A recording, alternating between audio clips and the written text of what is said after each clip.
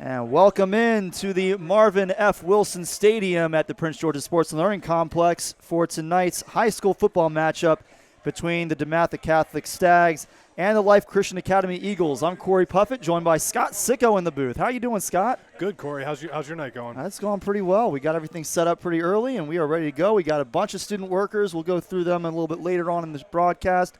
But tonight, we've got football. DeMatha taking on Life Christian. DeMatha coming off of an exciting, thrilling 5-overtime win last Friday against Roman Catholic. Took all of 5 overtimes to find a winner. Tied 15-15 after regulation. Both teams scored touchdowns and 2-point conversions in the first overtime. And we have 3 straight overtimes with no score, including 3 fumbled snaps in triple, quadruple, and the 5th overtime by Roman Catholic. It was quite a game. It's a pretty incredible game. I can't believe it actually went to 5 overtimes. It was obviously a hard-fought battle when you're getting that deep in a game. DeMatha came away with the win, though. Huge pass from Denzel Gardner to Cody Williams in that 5th overtime period to win 25-23. So DeMatha coming into this contest 3-0, taking on the 0-2 Life Christian Eagles. Captains are out on the field for the coin toss, shaking hands. And we will get word from the officials in just a moment after the coin toss on who will receive in the first quarter. What are you excited to see tonight, Scott? Honestly, Corey, I think it's going to be an interesting game. It's tough for a team like DeMatha. They've had a couple games where their rhythm has been thrown off. One got canceled because of the rain. Mm-hmm. You have a 5-time OT. Then you end up in a game where you're against a team, Life Christian, which they got some top guys. They got some guys who are going to come out and perform tonight. And I think it's going to be a challenge. It's usually like to find a rhythm in a season, and at this point in the season, we're questioning if that rhythm is there, and they got to find it. Yeah, this week talking to a few of our football players who are in the video broadcast journalism program, Anthony Truman gave me a heads up that we definitely want to keep an eye on number 1 for Life Christian, Malik Foster. He's a wide receiver and a defensive back. Said he's probably their best player, certainly the best that he saw when he was watching film of their team. Anthony Truman will not be playing tonight, dealing with a little bit of a back injury, but should be good to go next week. Today is more of just a precaution, holding him out, getting ready for a game against Rock Creek Christian Academy next week. That was a last-minute schedule for DeMatha after our previous opponent for that game had to reschedule. So our coin toss is over. I missed who is going to receive first because I was talking through it, but we'll find out in just a moment as both teams take the field for the first time. But we are going to take a quick moment for the national anthem, and we'll be right back.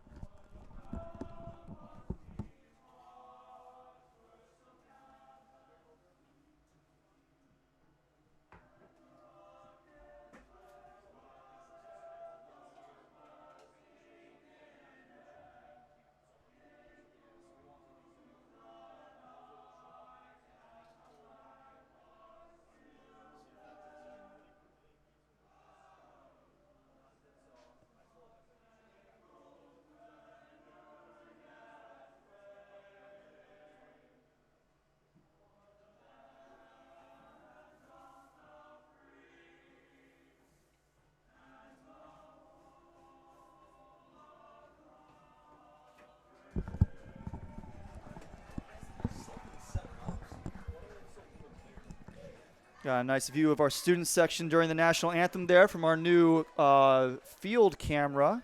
New tonight. Should be exciting to see, hopefully get a few good shots of some players running toward our camera during that game. But we're about to have some action here tonight. I'm really excited. I am too. I think it's going to be a good game. I mean, I know Life Christian's coming off a big game. It was tough against St. Francis, 28-20. Their quarterback threw for over 300 yards. One of the receivers was, I think, over 150. I think DeMatha's got to come ready to play tonight. I think they are, talking to some of the students in my classes. They seem like they're ready. They're not taking this lightly at all. So I think they're gonna bring it tonight. DeMatha looks like they are preparing to kick off to begin this contest, so they'll start on defense. We can quickly go ahead and go through our defensive starters since we figure they will be on the field first. On the line, we've got Emmett Laws, Daniel Nelson, Blake Hauser, and Jordan Williams. Linebackers Jermaine Minnis and Noah Chambers, as well as DeMatha's Stag, Terry Dorsey. We saw a lot of him last week flashing around the field, playing all kinds of different roles. And then in the defensive secondary, we've got the corners, Jacob Wallace and Brandon Newman, and our deep safeties, Cody Williams and Dante Jackson. We'll be calling Cody Williams' name a lot tonight because he's going to play both ways. Great receiver and a terrific safety for the Stags. Micah Veyu is prepared to send away the opening kick for the Stags.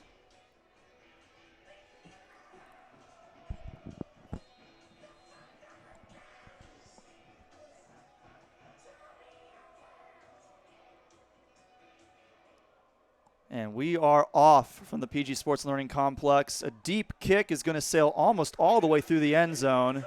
Life Christian will just let it go, and they will start at the 25-yard line.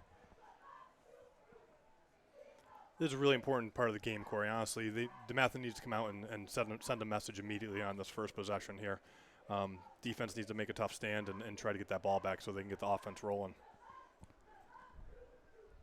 Well, we will see what the defense comes out with here.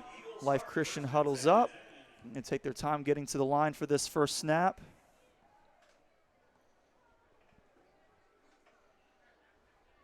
In fact, one of their players was really taking his time getting to the line for this first snap. I'm going to be interested to see what coverage DeMatha ends up going with after last week having a big passing game. See if they'll end up in a man coverage or a cover two over the top, trying to keep a top on any of the receivers that are trying to go deep here. Yeah, really strong offensive performance last week from Roman Catholic. DeMatha was able to make a lot of defensive stands deep in their own territory, but a lot of big plays in between. We'll see what Life Christian comes out with as the first pass is away and complete, but only for a short gain between Josh Berito and I believe that was number 3, Xavier Brown, on the reception.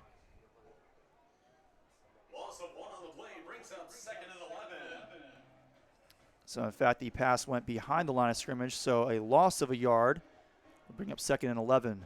Looked like DeMatha was playing cover two there over the top, and Life Christian being a little conservative, with a little check down route, but obviously not working out for him.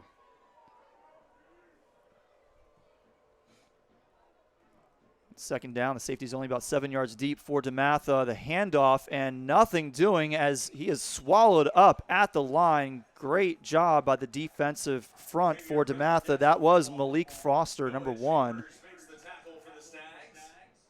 This play's big. It's third downs or where games are won and lost, so we need to definitely make a stop here. Try to transition well into offense. Life Christian going to need a long play here for this conversion.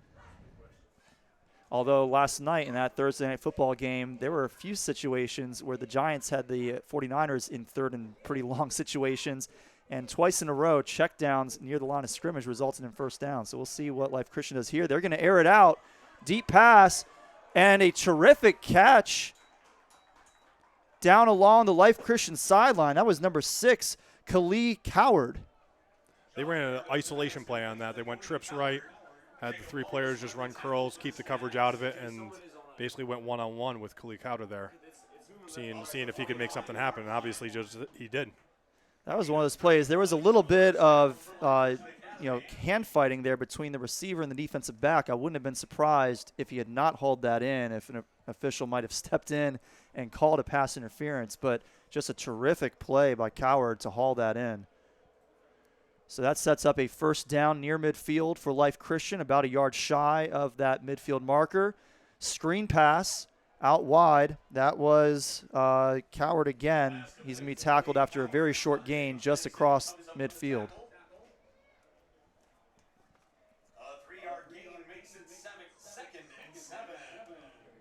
I think we know the game plan so far for Life Christian. They're trying to feed Cowder the ball as much as possible. He's obviously a big playmaker for him, and they want to give him room to work and see what he can do against the DeMatha defense tonight. Short game did not work so great on their first 2 plays, but they pick up 3 this time. It's the 2nd down and 7. Quickly hit in the backfield, but he does get the ball away, but it's well covered by the Stags as Xavier Brown has nowhere to go, and I think he was taken down back at the original line of scrimmage. We'll definitely be calling Terry Dorsey's name quite a bit today. He plays the Stag position for DeMatha as a penalty flag comes out. And it looks like that's going to be a call against DeMatha's sideline, crowding the official.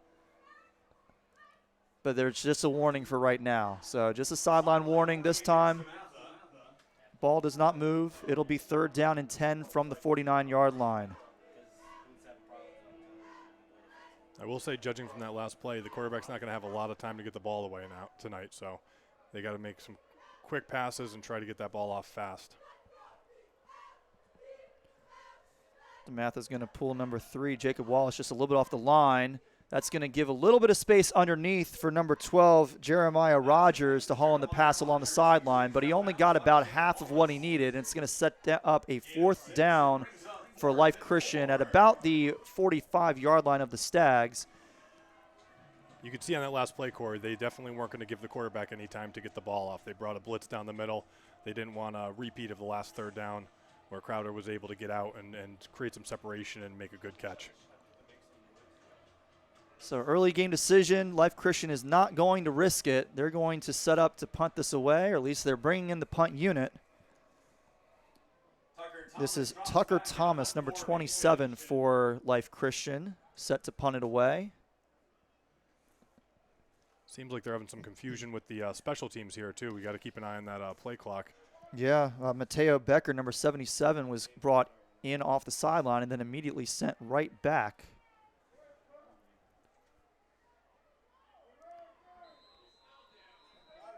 And there is a penalty flag. I'm guessing that's going to be a delay of game against Life Christian, and that does appear to be the signal from the official who threw the penalty flag. We'll get official word from our head referee.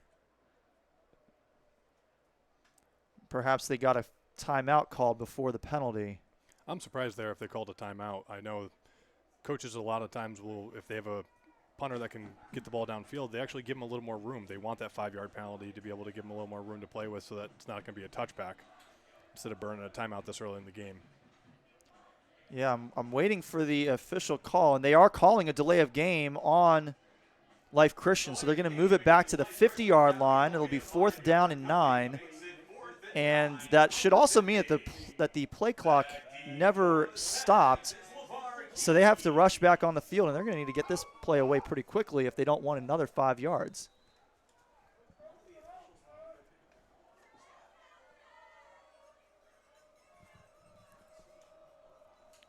So again, this is Tucker Thomas, sends it away. Pretty decent punt. Just got it off, though. And caught on the run off the bounce, and a lot of room for the Stags. This is a great return. He's going to take it all the way to the house. I couldn't read if that was number 12 or number 13, but I'm guessing that was LeVar Keys, number 12, because he was handling a lot of the punt return duties last week for the Stags. LeVar Keys took it to the house. That was really impressive, Corey. He caught off the bounce, full stride. He had a lane. Blocking was executed really well. Unfortunately, we do have a player down the field for Life Christian. Yep. Looks like he's getting up. He's okay, which is good.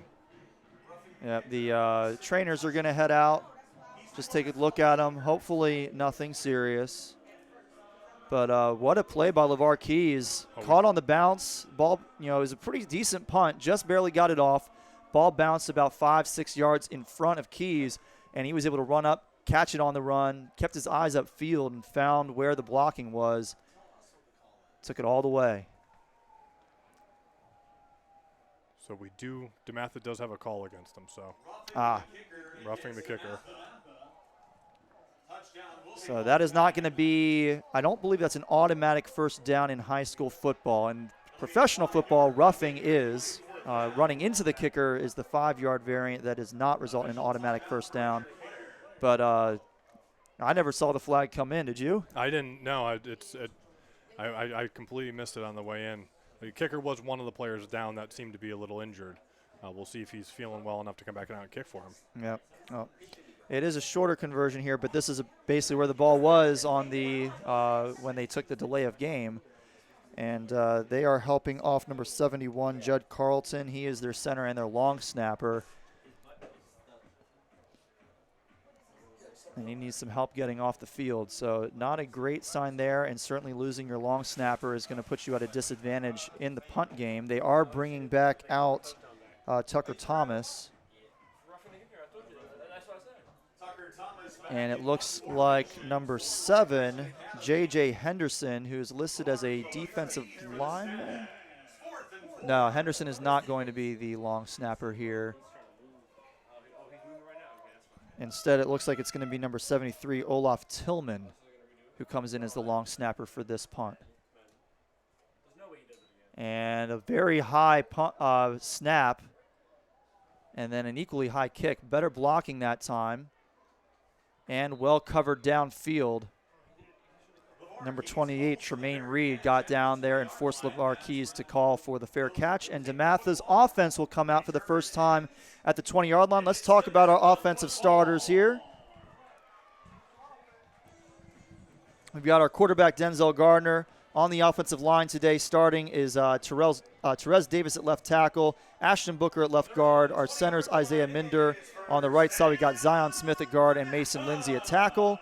Bud Coombs starting at running back. And our 4 wide receivers, Cody Williams, Emmanuel Dyson, LeVar Keys, and Vincent Ordonez. Cody Williams, of course, the receiver on the game winner last week in the 5th overtime. Vincent Ordonez also very involved in the passing game last week. It'll be interesting to see what DeMatha opens up with here. If they want to stick to the ground, maybe run some time off the clock, try to tire out the defense, give DeMatha's defense a little bit of a break here if they're going to go to the air early. Gardner's going to send Cody Williams in motion. And, I was just about to say one of our receivers definitely got off the line too quickly. I think that was Ordonez. And it's going to be a 5-yard false start penalty against the Stags. So we'll start with 1st and 15 now. Back at about the 10-yard line. They just got to find the rhythm. This is a tough swing. You just had a kick called back that was going to be a touchdown. Had to take a fair catch on the second punt. Offsides on the first play. Correction at the 15-yard line where the Stags will have 1st and 15. Need to get it to 30. Gardner back to pass. Has a man open. Great throw. Couple moves to get a few extra yards, and he is fighting up to the first down marker, but the ball came out. And Life Christian says they have it. And now they're having trouble getting him to the ground, but that was Khalid Coward who had the big catch for Life Christian on offense to convert that 3rd and long. He's playing defense, and he comes away with the fumble recovery. And Life Christian now has the ball immediately in plus territory at the 21-yard line. DeMatha got to find some way to turn the momentum here. This is definitely a part of the game where you don't want to start to lose momentum. You have to figure out how you're going to best attack this offense and try to basically hold them to a field goal at best. So that was Emmanuel Dyson on the reception for the Stags, the junior wide receiver, just maybe a little bit too ambitious in fighting for that first down. And as all of those Life Christian defenders converged on him, somebody was able to get a hand in there and strip the ball away from him. And a huge momentum swing as Life Christian now has the ball at the 21-yard line. Life Christian going back to the air as expected. Josh Barreto passes to Coward, who just had the fumble recovery and return, and that's going to set them up for a first down around the 10-yard line. Certainly it was right around the first down marker at the 11. And it looks like the officials are going to mark it about 1.5 yards short of the line to gain. So it'll be a 2nd down and just about 2 yards to go for Life Christian, but a play to get ahead of the sticks. DeMatha's going to start to have to move into a press coverage if they're just going to take these 6-7 yard throws and let Cowder do his work. He's going to keep getting those extra yards and churning out first downs. Sends his man out in motion from the backfield, and he swings it out to him. It's complete for, I believe that's going to be a first down to about the 9-yard line. Xavier Brown, the receiver on that pass. You can see DeMatha changing up the coverage strategies there. They were one high man press, trying to take away those short passes. With this limited yardage, you definitely need to get up in the receiver's face and try to do some press coverage here, because you can't give away those little gains. How difficult is it as a defense to cover that play where you've got the man still in motion, never comes to a set position, and you never really have time to communicate the change? That swing pass is really difficult because you have to get the right angle on the receiver, and getting the angle on the receiver is real tricky. If he breaks one tackle, it can get real ugly real quick, but DeMatha was able to get some men in front of him and make a good stop there. They tried another swing pass there to Xavier Brown, but this time Brown flattened out his route just a bit and could not haul it in. So it's going to be 2nd down and goal now from about the 9-yard line.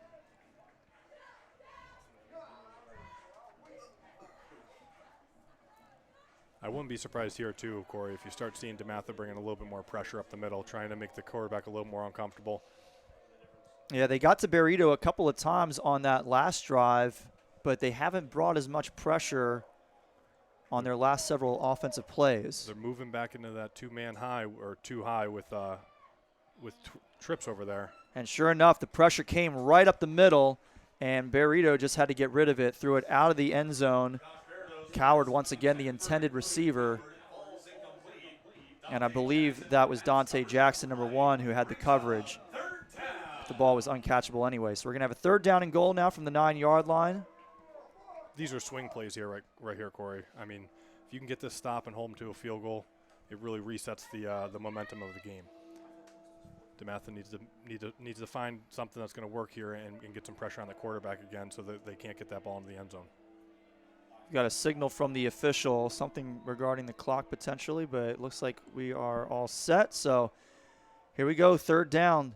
2 in the backfield, 3 wide receiver set, 2 at the bottom of your screen. And trying to roll out, but nowhere to go, and well covered once again. Coward, the intended receiver, this time over the middle as they brought him into the slot. Quite honestly, Corey, I'm not sure if that was a design screen or not. With how well the rush was from DeMatha, it almost looked like they let the men through.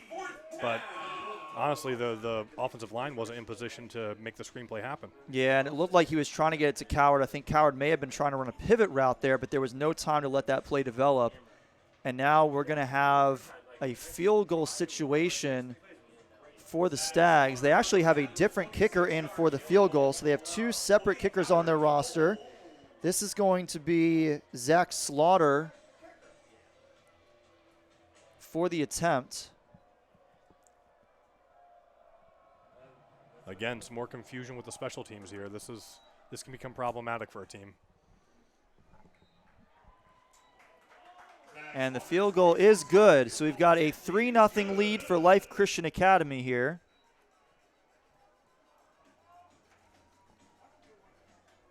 That's a big swing, though. That should help DeMatha reset some of their momentum. Hopefully when they get the ball back, they can get a decent return out of this. I believe Life Christian Academy is going into the wind here, so that might help DeMatha actually get a decent return out of this, get some good field position, and make a sustained drive with their offense down the field.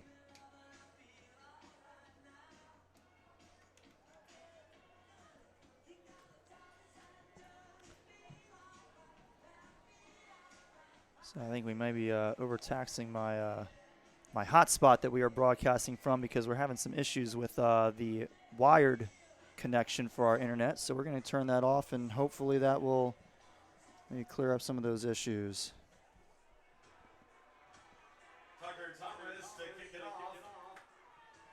If nothing else, we are recording it, so even if it's not going out live right now, we will be able to put it up after the fact. But hopefully we'll be able to get this the stream going, because it's definitely having some trouble right now. Here we go. This is interesting. You don't often see high school teams do this, where they're kicking off one of the actual hash marks. Assuming he's going to be playing for an angle here, trying to cut off part of the field for the return.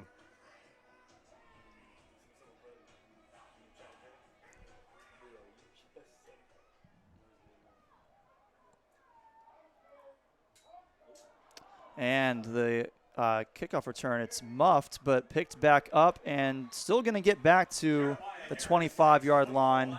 That was Jeremiah Harris on the return for the Stags. So was able to make something out of that even after letting the ball slip through his hands on the kick.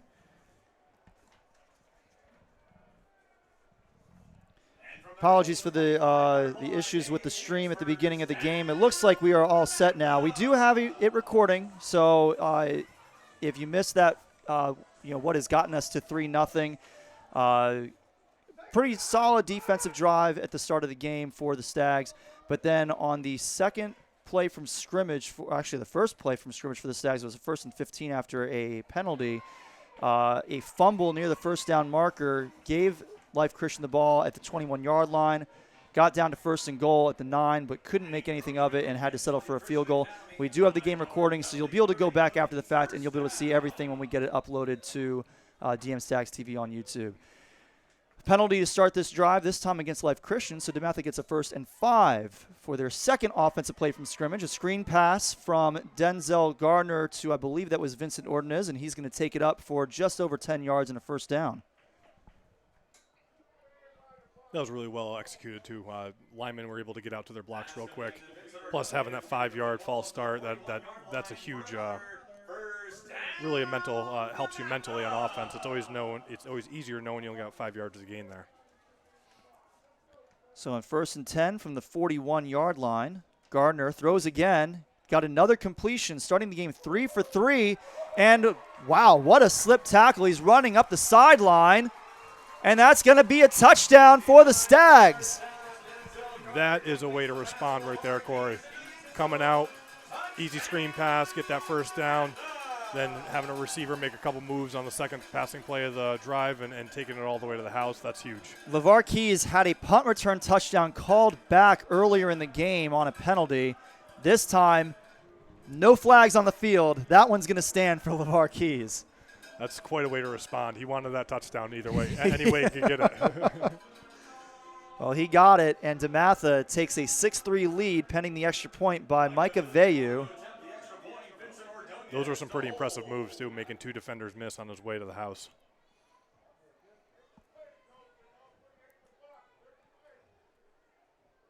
Good snap, good hold, good kick. Micah Veyu makes it 7-3 Stags. Just past the halfway mark here in this first quarter. I think that drive was total about 40 seconds, too, off the clock, which is pretty great, but also it gets me a little concerned. The defense needs a rest. These guys have been out here for most of the game so far working on the field. They definitely, hopefully, got their wind back and are going to get back out there and make a quick stop.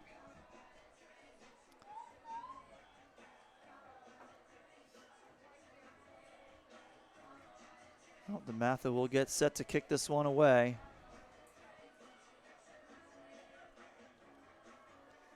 It's times like this that I wish we had the ability to go back and do instant replay. One of these days we will have it, because I would love to see another replay of that touchdown by LeVar Keys. Yeah, there were some special moves on that play. That was fun to watch. Spun around, broke some ankle tackles. I don't know how he kept his feet through all that contact, but 7-0 Stags. Micah Veyu in to kick it away.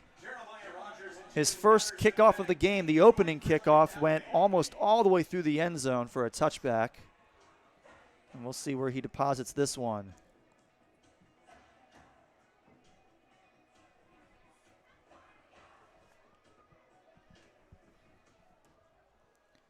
A little bit of a shorter kick this time. It'll be fielded just inside the 10. Some miscommunication. Neither receiver called it, but ultimately it's going to be number 13, Jaden Patterson, who made the return, but he's not going to get back to the 20-yard line. In fact, it's going to be right around the 15.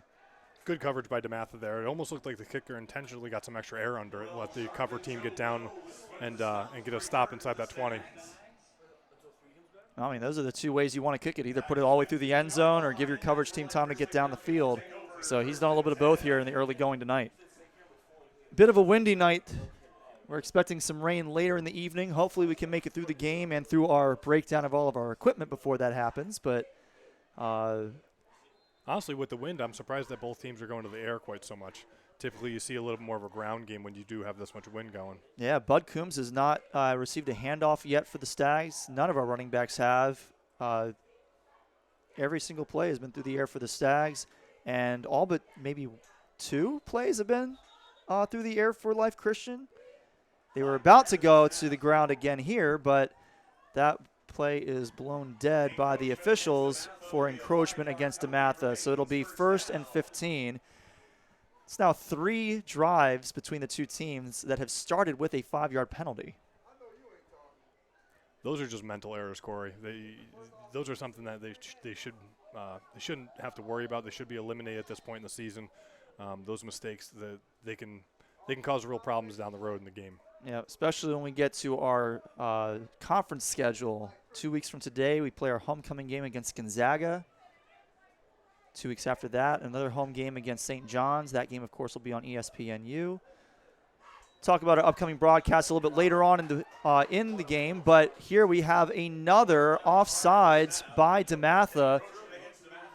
That time it looked like it might have been the hard count that drew 2 defenders across the line. You're giving away field position with those penalties, Corey. It's games are tough to win when you're giving up free first downs off of 2 penalties. Yeah, and that's going to be a first down. I remember back in the day in the NFL, if you had 2 straight offsides penalties on first down, it would be like 1st and inches. They wouldn't actually give you the first down, but they put the marker right there. Yep. Yeah, but this will be a free 10 yards to start this drive without a single play officially being run by Life Christian. And that starts to play with your head, too, because all of a sudden you start to get off the ball a little bit slower. That rush maybe it might slow down against the quarterback a little bit. It puts a little thought in the back of your head that can cause some problems. We've called Khalid Coward's name a lot during the early going. He is split to the bottom of your screen, and just as I say, he goes in motion, a little touch pass. And the ball came out. At first, I thought that was an official throwing a flag, but DeMatha has recovered the penalty by Khalid Coward. Coward has been terrific in the early going for Life Christian, but a big mistake there. And DeMatha has done exactly what Life Christian did on DeMatha's first possession, turn the ball over, and they take the ball in excellent field position. They'll take it at the 16-yard line here. And Corey, just as I was talking about those mental mistakes, and you can't have too many of them, DeMatha comes out and erases both of them with a quick turnover. Yep. Huge play for the Stags. Their offense just as quickly right back on the field. This is where you can capitalize, too. Get up quick. Try to get another one in the end zone here. Separate yourselves a little bit, 14-3. We've got a 3 wide receiver set here. 2 split to the top of your screen, the short side of the field. No LeVar Keys on the field for this play. Bud Coombs in the backfield, fakes the handoff to him, puts it up into the end zone, and he got Cody Williams a little turned around out there. Couldn't hook up with his favorite target, and it'll be 2nd down and 10. I like that play call, though. You could see Life Christian started stacking the box. They pulled all their defenders inside. It gives some one-on-one options with the receivers, and basically at that point, it's whoever the better player is going to come out on top. Couldn't get a good look at who had the coverage for Life Christian on that play, but there was good coverage to force Denzel to throw the ball way off to the right. This time he does give the ball off to Bud Coombs, and a few nice moves are going to have him up around the 5-yard line, and that is going to be a 1st and goal for the Stags. I wouldn't be surprised if we see another handoff to Bud Coombs here. I think that spread formation works really well for DeMatha. When they're spread out either in twins or trips, it pulls a lot of the defenders out of the box and lets Bud go to work.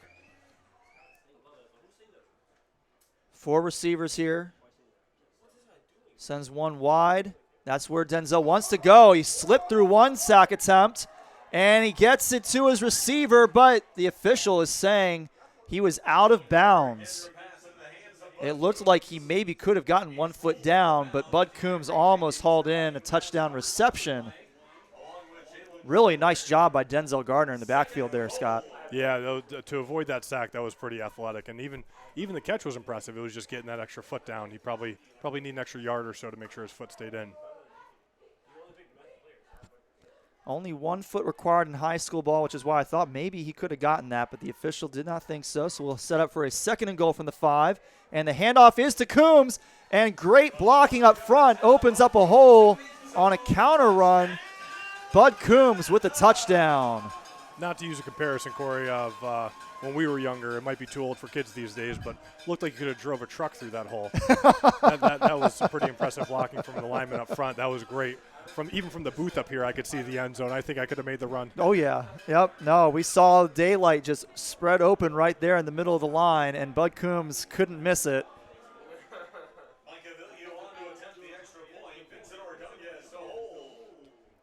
Micah Vayu will attempt the extra point. It's a 10-point game now. A little bit of a high snap, but well handled by Vincent Ordonez, and Micah Vayu puts it right through the uprights. It's a 14-3 lead for the Stags. About a minute and a half after they took a 7-3 lead. That was a point that I was going to make. It is a big swing. The Stags definitely started off slow tonight, making a couple easy mistakes that should have been avoided. But, I mean, within 1 minute, about 52 seconds, they've scored twice. They've reset the game here in favor of them. 11-point lead, 4 minutes left in the first quarter. They've really put themselves in a strong position.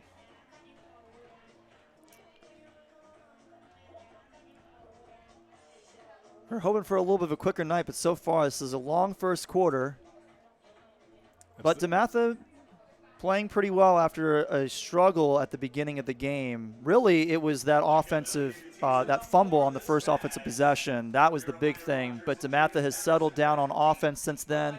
Defense has played pretty well, forced a big turnover on the last Life Christian possession, and we'll see what the defense comes out with this time. Yeah, and I wouldn't be surprised, Corey, if DeMatha's able to make a stand here and then get a score.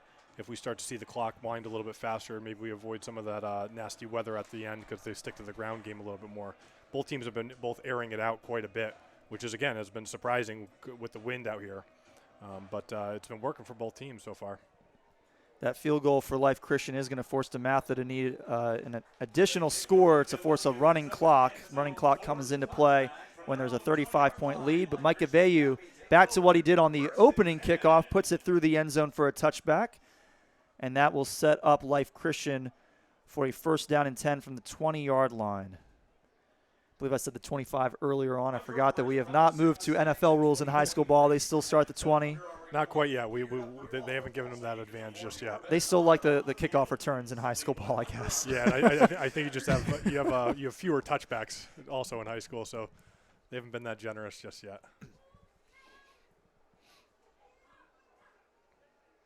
Honestly, I'm still keeping an eye on the coverage that DeMatha's playing.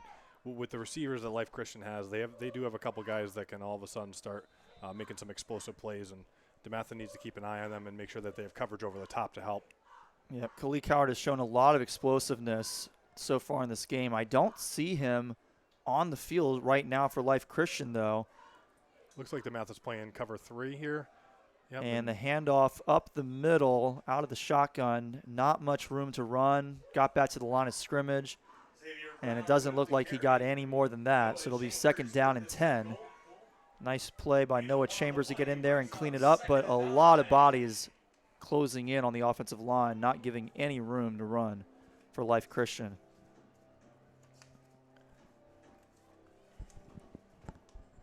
I'll be curious to see if Cowder is off the field, if DeMatha starts to stack more bodies in the box. Worried about that run game a little bit more. Jeremiah Rogers, the receiver, split out wide to the bottom of your screen. One receiver up top. Yep, DeMatha looks like they're bringing a little pressure here. And a good adjustment to the run. As Burrito gave the ball up, and Emmett Laws had gotten through the offensive line, was heading for Burrito, but was able to make the adjustment and drag down the ball carrier, helped converged, and kept him to a 1-yard gain.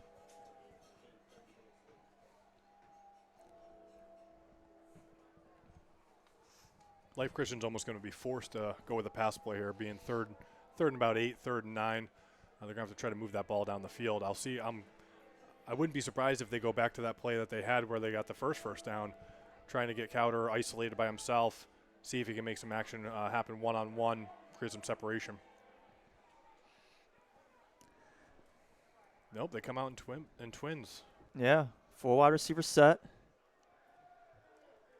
Going to just swing it out wide around the original line of scrimmage. And Xavier Brown not going to be able to do anything with it. Got back to that plays line of scrimmage and not much more. So it's going to be a 4th down and long now for Life Christian. That's where the rush is so valuable, too. You could see that the quarterback didn't have enough time to get the ball off. He had to check down to the running back coming out of the backfield swing, and you're asking a lot from a running back against a defense like DeMatha's to make a play and gain 8 yards in an open field against multiple defenders. Probably asking a little bit too much at this point. They're going to have to find a way to create some more time for the quarterback if they want to get the ball down the field at all.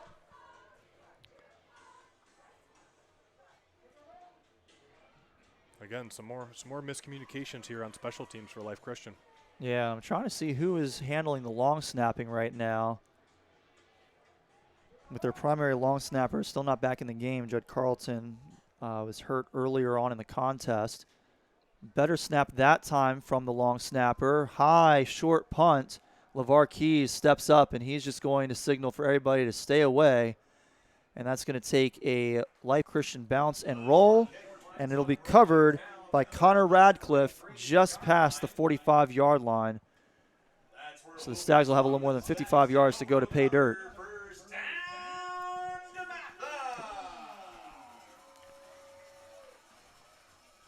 See if DeMatha can get another one here in the end zone in the first quarter. We got about 1:56 left, judging by their last 2 drives. If they keep on pace, they should definitely be able to get down and put some points on the board.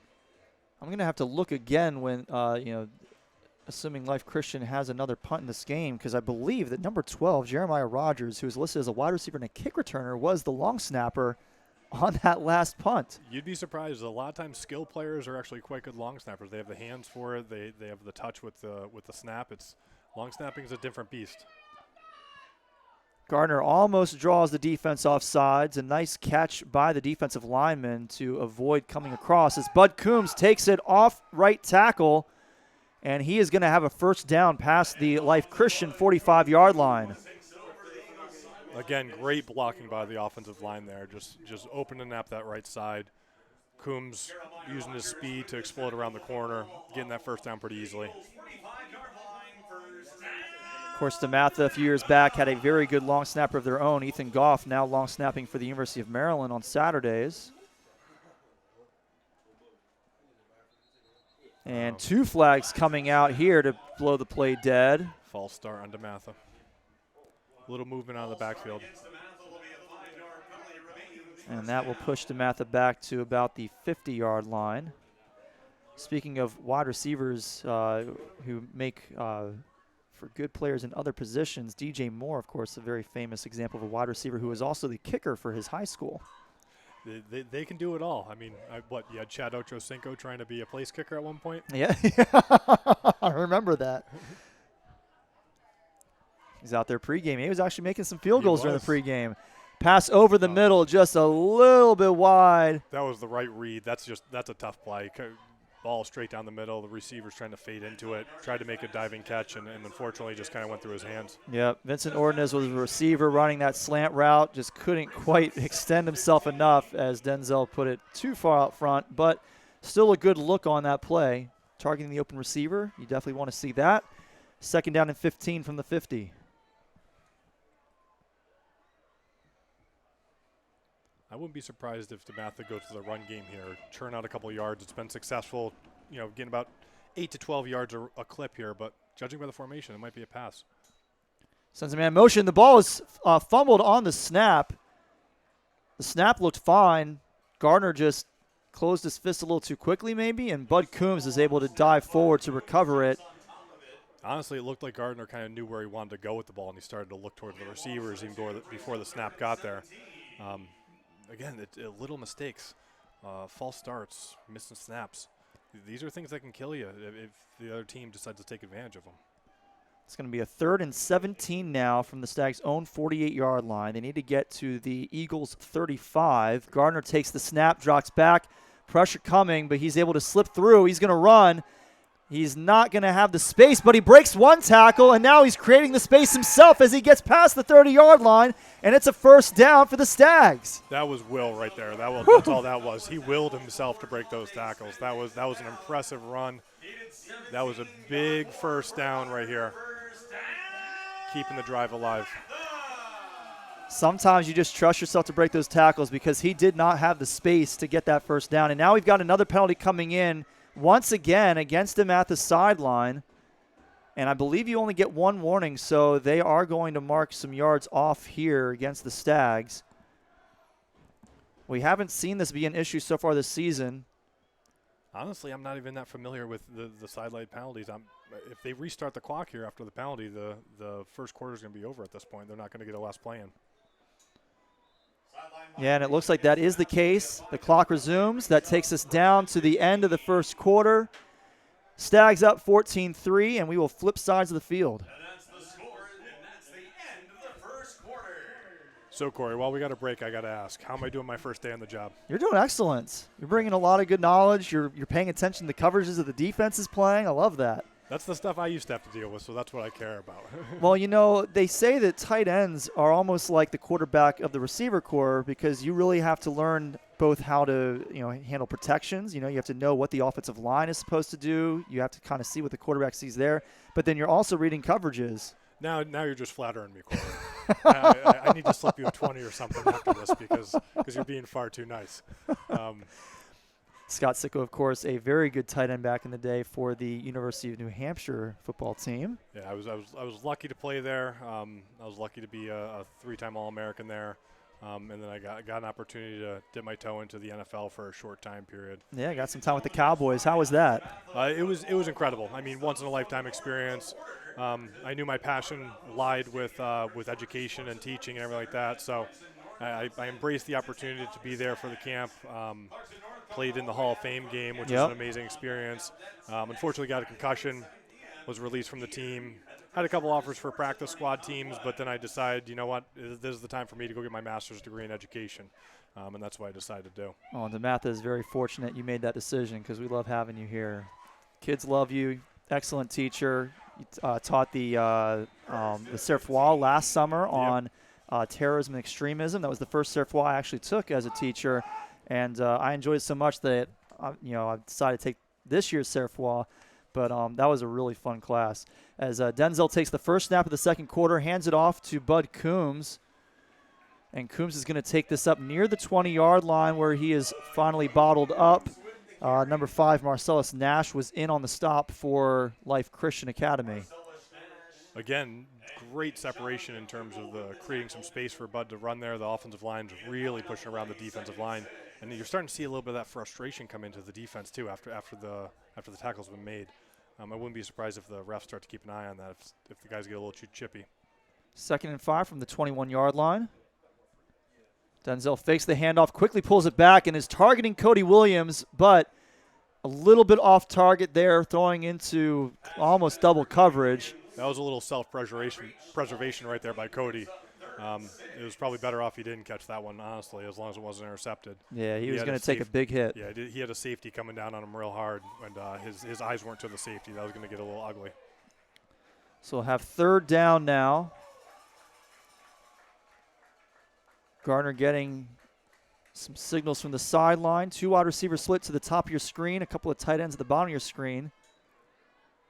Going to get back. He's looking for, is that Gardner again? And tackled forward near the end zone. He's not quite going to get there. He'll get to about the 2-yard line, but trying to see, that was not Gardner. That was number 5, Emmanuel Dyson, on the reception. That was a really nice route by Dyson. That was great, but honestly, I'm a little stunned by the coverage of Life Christian. There were no receivers on the right side. They didn't even shift anyone over the top of coverage. They basically let it end up being 3-on-2 over there with the running back swinging out to the left. When you have a 3-on-2 coverage, 2 defenders, 3 receivers, of course the receivers are going to be able to create separation. DeMatha did what they were supposed to, right? Created that separation, made a play, and moved the ball downfield. Yeah, and it looked like one of the Life Christian defensive backs was watching Bud Coombs come out of the backfield and was kind of cheating up, and that may have been what opened up that slant route for Dyson. So we've got a 1st down and goal now, down around the 1-yard line, it appears. Roughing the passer, so pushed him a little bit closer. Yep. Half the distance from the 2. So snap, fakes the handoff. They're going to throw, and Gardner has Cody Williams in the corner for the touchdown as he stretches across the line and gives DeMatha their 3rd trip to the end zone of the night. I'm impressed. The guys are running good routes. Quarterback's making good throws. I'm also a little surprised. You think first and 1 from maybe the half-yard line almost, but you're airing it out. It's obviously working, but I also think depending on which team you're playing, which defense you're going up against, that might not be the best decision all the time. Well, DeMatha felt confident they could run it against this defense, and run it they did. And Micah Vayu puts another extra point through the uprights. It is 21-3 Stags. We got 10:49 left in the second quarter here. It's going to be a pretty uphill climb here for Life Christian. They need to definitely make something happen here in the second quarter. DeMatha is going to be receiving, obviously, when we hit halftime. If this game gets any more separation, it could possibly start to get a little ugly.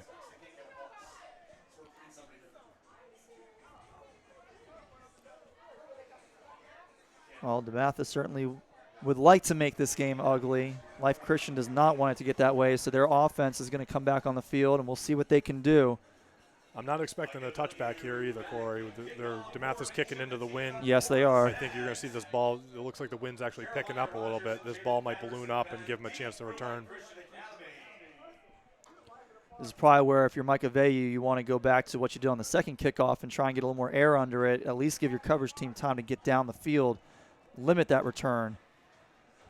Oh, looks like we got a trainer crossing the field, too. We might have an injury on the other side. Yeah. I'm not sure who it is, though. Nobody's sitting on the bench from what I can see. Yeah, you just always hope everyone's okay when that scenario. Football's a rough game, and you want these guys to always stay healthy out there. And certainly for Life Christian, they've got a pretty small roster compared to DeMatha's. It's hard if you start to lose players in that situation. It's hard no matter what, but you don't really have the numbers to cover for that. Yeah, because your guys are already going to be getting tired as you get into the second half. Agreed. Lack of depth can definitely come into play, especially with fatigue or injuries. Pretty good kick, actually, into the wind. Is going to be fielded around the 5-yard line. Coverage is able to get upfield and smacks him around the 10-yard line. We would call that engulfing the returner. Whew. About 3 DeMatha players met all at the same time with the DeMatha returner, stopping about the 10-yard line. It was Jeremiah Rogers on the return. I missed who made the tackle, but it was a swarm of Stags who was able to capture him in the middle of the field, right between the hash marks at the 10-yard line. So that was a great kick by Micah Vayu. That was a really impressive kick into the wind, plus a great coverage by DeMatha. So I'm not surprised you weren't able to tell who made the tackle, because I think there was too many jerseys around to pick out the numbers.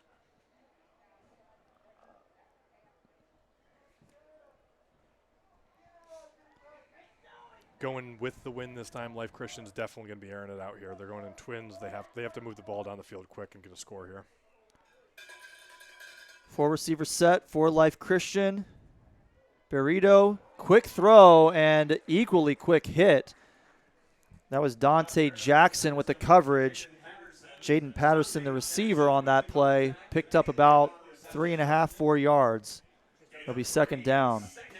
These little short dump down passes, these little curl routes that Life Christian's running, this isn't going to cut it for them, unfortunately. They need to start to try to go deep here.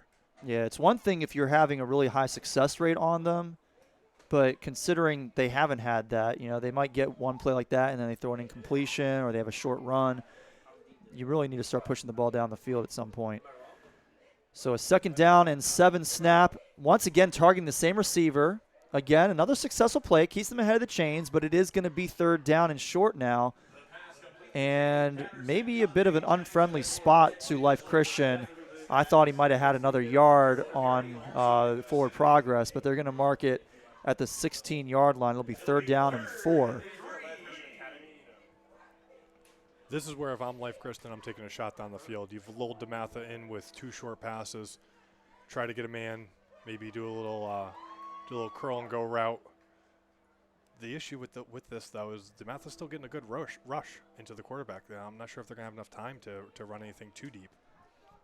Fortunately, we don't have a way to communicate directly down to our sideline camera, but we'll see if he picks him up, because Chase Young is actually down on the sideline right now with the Stags. That throw is going to be well short of the marker. It's a forward pass, so incomplete, not a fumble, but that was not going to cut it anyway as the throw took Jeremiah Rogers to the ground. And in high school ball, we follow the same rules as college. Once you go to the ground, you cannot get back up and advance the ball. Looks like they're bringing out the punt team here, which is a smart move considering the field position. They have to make this call. Yeah, certainly. If it was a 4th and 1, maybe you roll the dice in a 3-score game and just go ahead and try it, but not here. You really need to try and still keep the field position battle at least somewhat in your advantage if you want to stay in this at all. Agreed. Usually, I know the teams I've been on, it's your own 40-yard line. That's kind of the marker. If you're outside your own 40-yard line, you'd go for it in a situation like this. But unless you're another former Cowboys tight end, Dan Campbell, then you might go for it in a 4th and short from deep in your own territory on a Thursday night against the Chiefs. Well, why not? Makes it more entertaining. Good snap there. The punt is away. Very high punt. LeVar Keys had just a little bit of trouble fielding it, but he does get a hold of it, takes it up the sideline for a decent return past the 35-yard line. DeMatha will take it over the 34. Honestly, I think depth might be coming into to be a factor here. Life Christian came out with good energy. They're starting to look tired, though. I mean, the gunner on the left side, he was missing from that play. He wasn't even down the field. It allowed us to make the reception and get pretty good gain on a punt, considering how high the ball was. Yeah, the ball was high, plus the snap, while it basically came right to the punter, it was a little bit lower than he wanted it, so he sort of bobbled the snap, so he took an extra beat to actually get the ball away. That should have been enough time to cover it, and Life Christian was not able to get there as a flag comes in before either team is even set.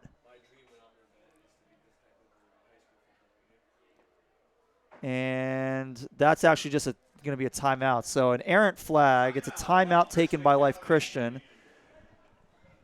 So with a quick pause in the action, let's talk about our soccer schedule real quick. Coming off of a few nice games, we beat Bullis 4-2, tied the Heights 0-0, and then yesterday a 7-0 win versus Archbishop Carroll. Coming up, a home game against Gonzaga on the 26th, followed by road games against St. John's and Good Counsel. The Stags soccer team 4-1-2 currently on the season.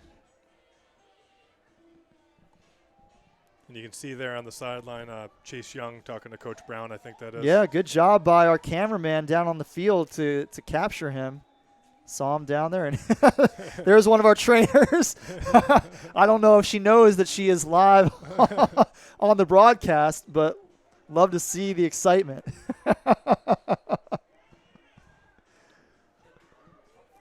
Certainly she doesn't know that we're actually on because our camera guys don't know when we are using their camera angle. So we do our best up here to try and get the right shot for you guys at home as this screen pass from Gardner goes out to Emmanuel Dyson. Reads his blocks well, pushes forward right along the numbers. He's going to get past the 20 and near the 15-yard line. Those are the plays that you take all day. I mean, if you could run a screen pass and chip away at 15 yards.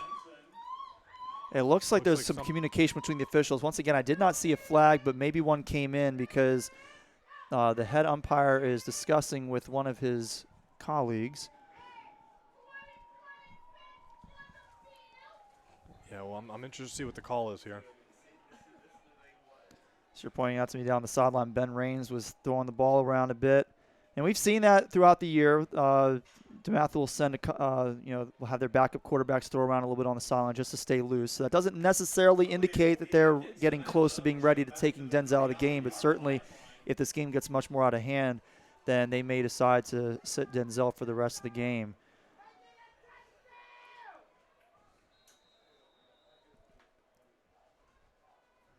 Or no, I'm sorry. You were pointing out that he is in the game. I'm sorry, I misunderstood. Yeah, Ben Raines is in the game right now for the Stags. He's going to air it out, looking down the seam, and there is. Did I see a flag come in late? It's on the other side of Father Damien for me, so I can't tell for sure. But the officials are discussing with each other, so I think that they threw a flag because that. If there is not a flag on that play, I'm going to be very surprised. That was contact to the head before the ball got there. That's a pretty clear pass interference. And the ball was very much catchable. That was a good target down the seam to Vincent Ordonez. And, yes, we are going to get a defensive pass interference. In high school, that is not a spot foul. It'll be a 15-yard penalty against Life Christian. So it will move the Stags into better field position. But that was a nice throw by Ben Raines. That was a good throw. Honestly, he had a lot of options on the play, too. Both of the receivers had beat the defenders. The inside receiver is the smarter throw, right? Of course, it's a shorter throw, and he had a little more room. He would have had it, too, if the defender hadn't come over the top and interfered. Yeah, and I like the decision there. You know, you got a backup quarterback coming in. Defense may feel like they can cheat up a little bit, so you air it out just to make sure that they're still honest and not just stacking the box. I believe, is this Remy Robinson or is this Elijah Lee in the game right now? Elijah Lee in the backfield for DeMatha, but this pass, he's going to go back to Ordonez. Ordonez interfered with on the last play, but this time catches it short, weaves his way through for another first down up around the 10-yard line. Don't think it's quite going to be first and goal because they're placing it at the 11. So you can technically get a first down without crossing the goal line, but DeMatha going a little bit hurry-up offense here, too. Might catch extra player on the field for Life Christian. Nope. Number 21 was able to exit the field of play. That was Jalen Tyler as DeMatha pushes it right up the middle. Elijah Lee. Down to about the 1-inch line, it looks like. And so that may have been exactly what they could do to get a first down and goal from the 1-inch line. Now they're marking it officially second down, but it doesn't matter because Elijah Lee is going to take the next handoff right up the middle, tumbles his way across the goal line, and DeMatha with another score. It is 27-3. And the route now appears to be on. This is where it starts to get a little uncomfortable. You got 7 minutes, 40 seconds left in the second quarter still. We're at 27-3. If the kick is made, it's 28-3. That running clock is kind of right around the corner here.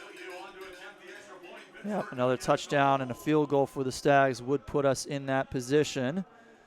But first we got Micah Veyu on for the extra point. Vincent Ordonez with the hold.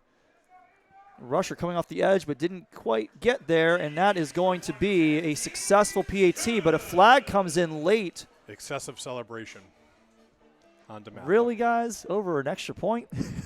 Yeah. And not even an extra point to put us into a running clock. I could understand then. I know. I never understand those types of penalties. If it's a self-control penalty, it should be avoided. If you want to have fun, celebrate with your teammates, go for it, but no reason for design celebration, so that's not acceptable. Yep. So the extra point is good. That penalty will be assessed on the kickoff, so we will not be seeing a touchback from Micah Veyu, I do not think, especially going into the wind. If he has a touchback on this one, I think the NFL scouts are going to be in the. They'll be in the house next week against Rock Creek. Exactly. they're going to be knocking on the door as we speak.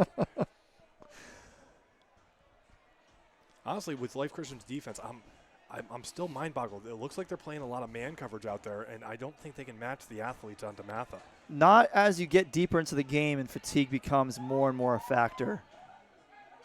Yeah, and even with, the special teams, you can see these guys are making mental errors on Life Christian. They're lining up, it looks like, in the wrong positions, having to be readjusted. I think that fatigue is really setting in.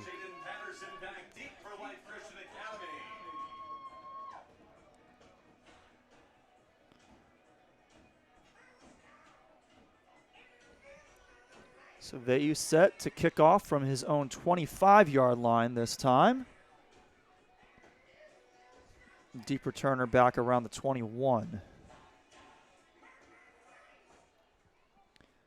And a nice driving kick there is going to be fielded right at the 21. Taken back up. Nice little stutter step to get to the outside. And the coverage is going to wrap him up. But Jeremiah Rogers with a nice return to right around the 35-yard line. So some of the best field position that Life Christian has had all game since that opening fumble on DeMatha's first drive set them up with a 1st and 10 at the 21. I'm surprised, Corey. We haven't been calling Cowder's name at all here after the first couple drives. No, he had that fumble on Life Christian's. Was that their second offensive possession of the game? He had the fumble on a really nice play, and we haven't really seen anything of him since then. It makes me wonder, is he hurting on the sideline and we just haven't spotted him over there?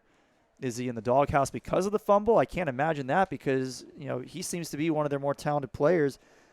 Game really seems to be going through him because we had, I mentioned before the game that Anthony Schumann was telling me this week to keep an eye on number 1, Malik Foster, but we haven't called his name so far tonight either.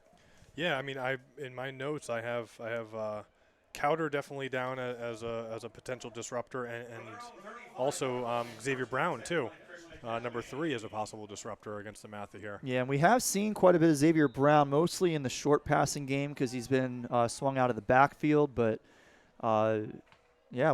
really wondering where Coward is. But we got another snap coming here, 1st and 10 from the 35-yard line for Life Christian as Barreto puts it a little too high for his receiver targeting Jaden Patterson, and it sails out of bounds off his fingertips.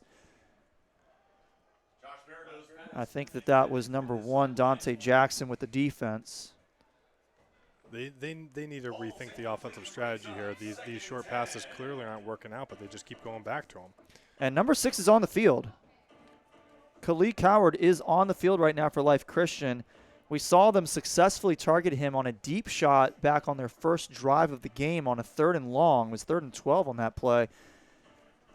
It almost looks like Burrito, the quarterback, he's like predetermined who he's going to throw to. He's not taking his time in the pocket. He looks very uncomfortable. Which is interesting because DeMatha hasn't consistently brought heavy pressure on every single play. There have been plays where he's had time to go through his progressions. This time, not one of those, as DeMatha gets right through, and we've got a penalty flag. I don't think it was a late hit, but I do think it was a high hit around the helmet area.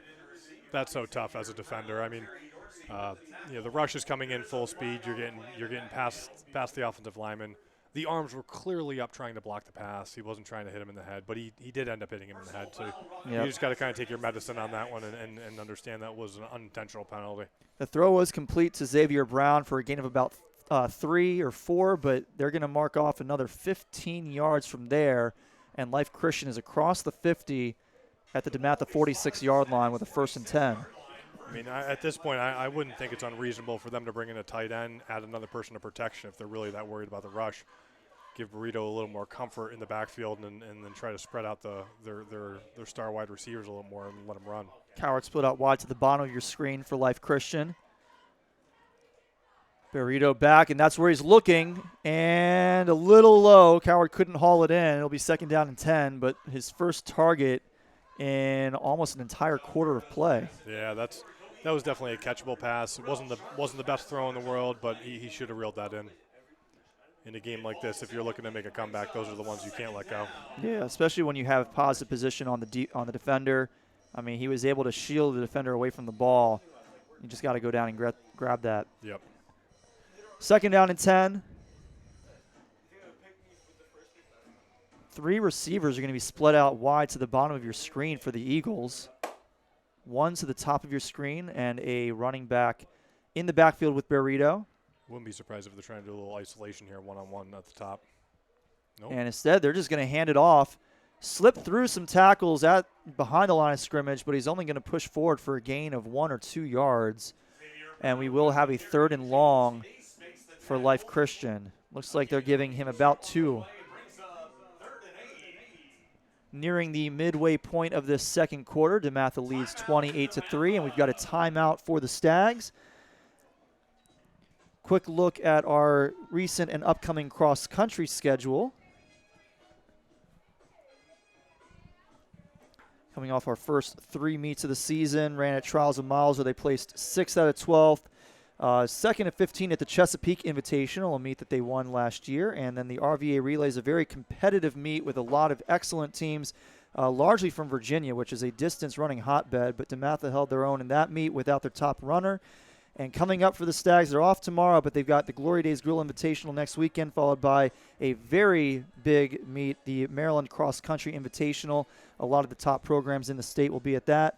And then at the end of the month in October, the WCAC Championship, DeMatha, the defending champions, of course. Be taking on the Gonzaga, the Heights, Good Counsel, St. John's, all very strong programs. And Corey, I think it's reasonable to let everyone know that it's under your stewardship that they got that championship. If you guys don't know out there, Corey was inducted into the DeMatha Hall of Fame for his prowess as a cross-country runner. Kind of definitely a bit of a legend here at DeMatha for his skills. It was a really fun weekend for me. We win the championship on Saturday. I get inducted on Sunday, and then that weekend I also set the record for my fantasy football league for the most points in a week, over 200. Did you take yourself out to a steak dinner that weekend too? My wife did. Very nice. My wife took me out to a it. steak Good. dinner. Thank goodness. you need to top it off with some type of celebration. So a penalty against Life Christian is going to move them back 5 yards, takes them from 3rd and 8 to 3rd and 13. Definitely not what you need at this stage in the game. And even just from the body language, you can see Cowder barely walking back to the huddle. Yeah, he didn't even make it back. Yeah, that's always not a great sign when your star player is looking a bit dejected and kind of disappointed in how the game's operating. Burrito sends one man in motion out of the backfield, and it's a screen pass. That was a pretty well-designed play. It's not going to get them nearly what they needed, though it does get them past the original line of scrimmage and back across the 45-yard line. Well covered by the Stags on a decently designed play. If that had been the line of scrimmage on the previous, before the penalty, they would have been right at the first down marker, potentially would have had a big decision to make. But they are going to bring in their punter, Tucker Thomas, to send this one away. A little bit too many yards needed. Although, maybe they're going to rethink because Life Christian did just take their second timeout of the opening half. Yeah, Corey, I think this is the point where you got to go for it. I know it's still early in the game. We got about 6 minutes left in the second quarter, but being 28-3, if you're going to make a momentum shift or try to change the game in your favor, you can't let these opportunities go. It's fourth. Well, we have 4th and 6. You got to make a play here. Even those curl routes that they've been hitting, they've been getting about 5 yards a clip, 6 yards a clip. Puts you right in that neighborhood. Yeah, if you can push the defender off a little bit more with Cowder or one of your guys that has some speed and create some separation into that little stop route, you'll be able to get that first down.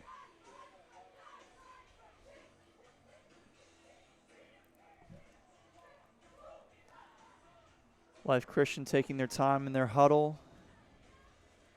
The head official's going to head on over to break them up, let them know it's time to get back to the line because the play clock is going to start running with or without them on the line of scrimmage.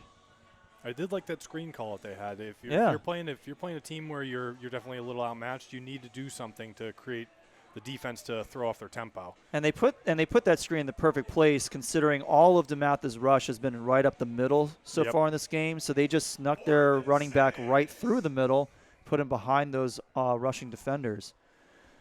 So 4th down, a long 6 to go. And a skip snap there. And that is really disappointing for Life Christian. Did not even get a chance to try and run that play. Coward was way downfield, and I'm not sure if there was a defender really close to him. Granted, part of that may have been if they caught out of the corner of their eye if the ball was on the ground. They may have just run back toward the line of scrimmage. So we'll have a first down for the Stags at the 45-yard line after the turnover on downs.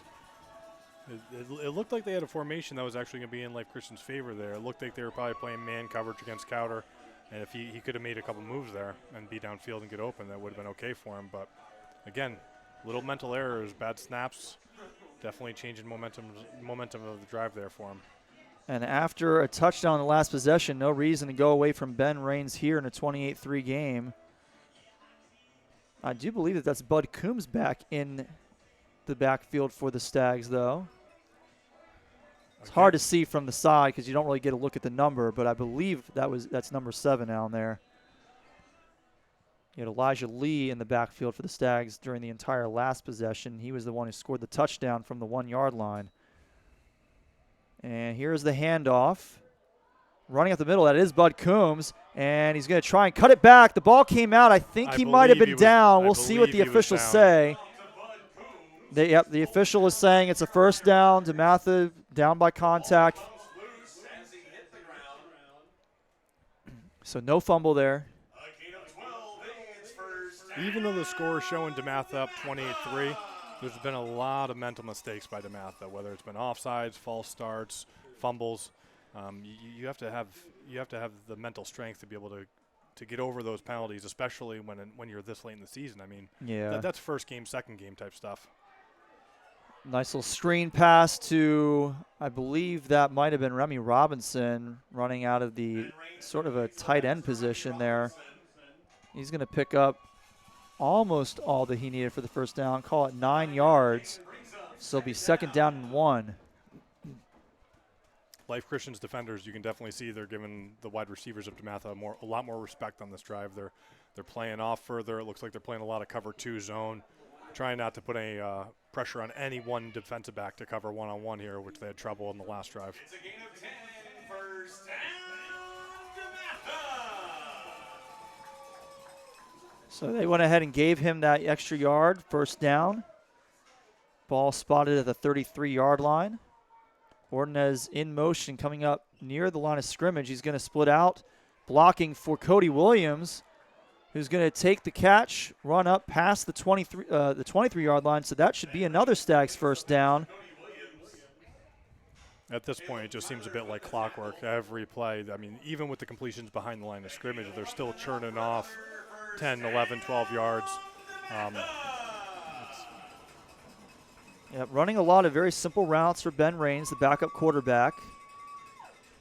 He's making the most of them, though. He's going through his read progression. You can see he's taking his time. He doesn't look rushed. He looks very comfortable. And he's putting the ball in a position where the receiver can catch and run, which is really important as a quarterback. And he's going to hold the ball. He's looking for somebody to come open. He's got to roll out now, and he's actually going to pick up a few yards past the 20-yard line. You could see he wanted that touchdown bad. He was looking. He saw the curl route open in the flats, knew he should have thrown it there, but waited an extra beat hoping that the deep receiver could get open so he could go to the end zone with it. One of the best plays of coverage by Life Christian today. One of the first times we've had to see our quarterback pull the ball down on his first and second read. But Ben Raines able to make something out of it, picked up about 3 yards. 2nd and 7. Ball is spotted right inside the 20-yard line. Takes the snap, quick throw. Once again, I believe that's Emmanuel Dyson up outside the numbers. He's going to pick his way through near the 10-yard line. Should be another first down. We'll see what the officials say officially. I know we're talking a lot about Raines and the wide receivers here, but you got to tip your hat to the offensive line for DeMatha, too. I mean, just on that last play, they brought Life Christian brought two on the pressure, and the lineman picked it up. Raines had no issue getting the ball off. Didn't have to worry about the blitz at all. And it looks like we've got a DeMatha player down as Coach McGregor accompanied Wendy Norris for the first several steps. And he's on his feet. I think that's the receiver, Emmanuel Dyson. And he's going to get off the field on his own power. A little bit gimpy. Might have tweaked something, but hopefully no worse for the wear. Might be one of those things you can tape up and get him back in the game, but we will see. In the meantime, we've got the injury timeout, so both teams huddling up.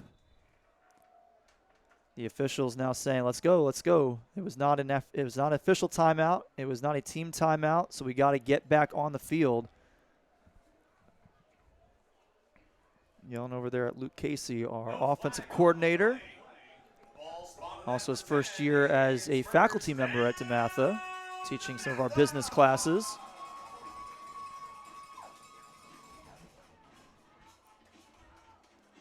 I wouldn't be surprised here, Corey. They're going to go to the air, right side of the bottom of the screen, right side of the field here. They got a lot of green space over there. It's a 1st and goal from right at the 10. Instead, it's a little touch pass underneath. And he's going to find the edge. That's a touchdown. Yep, that was LeVar Keys. He finds the end zone for a 2nd time officially. 3rd time he actually crossed the goal line today. Had a punt return touchdown called back early in the game. After having that punt return, you deserve to get that extra touchdown in the game after you've been working so hard for it. And poor LeVar, because there's another flag on the play. Oh, boy. That might be his 2nd touchdown waved off, and it is holding against the Stags. LeVar Keys has got to be frustrated about that. He's been putting in work, too. I mean, that 2nd touchdown he had, great broken tackles. He made that touchdown happen. LeVar Keys, one of my students in my sports journalism class, pretty quiet, good writer, really seems to enjoy doing the class. I can't imagine that he's being too quiet right now. He's going to be like, come on, guys. Throw over the top. Another flag comes in late as that was Cody Williams being targeted in the end zone. Offensive pass interference. He had a little push off there, a little help. So back-to-back penalties against the Stags are going to push them well back from that 10-yard line. Pass interference against DeMatha. And on offensive pass interference, that will be a loss of down penalty, I believe, in the high school game, plus a mark-off of, looks like 15 yards. I thought it was a 10-yard penalty. It certainly is a 10-yard penalty in the NFL, but 15 here. Yeah, just with penalties, DeMatha has backed himself up to the 30. This is again too many mental mistakes to be this late in the season. They did not change the down marker, so maybe that's the trade-off is 15 yards but no loss of down. So first and very, very long. It's a first and goal technically still. Bud Coombs making some nice moves, and he's going to get it right back to the original line of scrimmage. So it'll be a second and goal from the 10 for the Stags after a really nice catch and run out of the backfield by Bud Coombs. Came all the way back across the field after receiving it on the left side. Came back to the right. You got a Life Christian player getting up a little slow. Looks like he might have tweaked an ankle, but he is up and moving around. Doesn't look like he's too happy on that leg, though.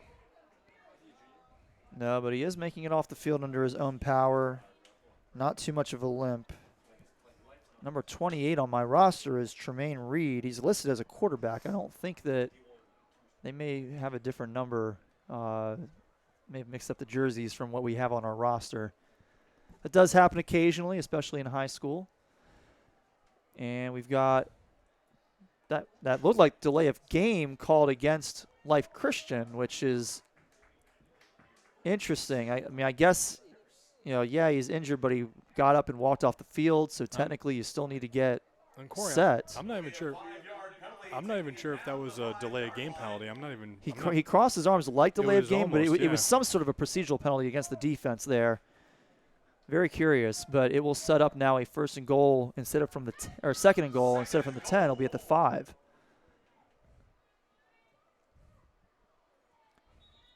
The give to Coombs, but the play blown dead quickly. And it's going to be encroachment or offsides against Life Christian. So it'll be another 2.5 yards added on for the Stags. And it will remain second and goal. Quite frankly, I've never seen so many yards gained and then lost with penalties on a singular drive before. This is on a singular set of downs, no less. Yeah, exactly. You had DeMatha basically moving from inside, the 10 back to the 30. Now they're back inside the 5 after one actually offensive play. Absolutely incredible. Remy Robinson goes in motion, and the give is to Bud Coombs, and Coombs is going to find the end zone. So he joins Elijah Lee, the second rushing touchdown on the day for the Stags. And again, we inch ever closer to a running clock. Inside of 2 minutes to go in the first half. Micah Vayu will come in for the extra point. That will make it 35-3, and DeMatha will just be 3 points away from a running clock here on a night that is still quite windy. Looking like storms should be coming through sometime a little bit later this evening. Hopefully it'll hold off.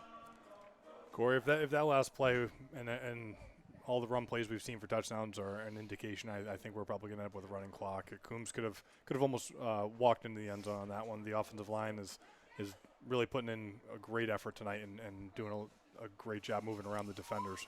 That time the offensive line looked like they just let everybody through, but Life Christian, I think, just too tired to actually close that gap, and Micah Vayu puts it through the uprights once again.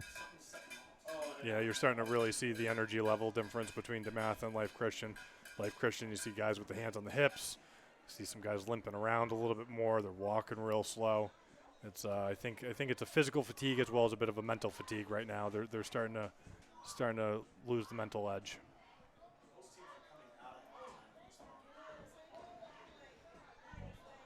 So DeMatha will get set.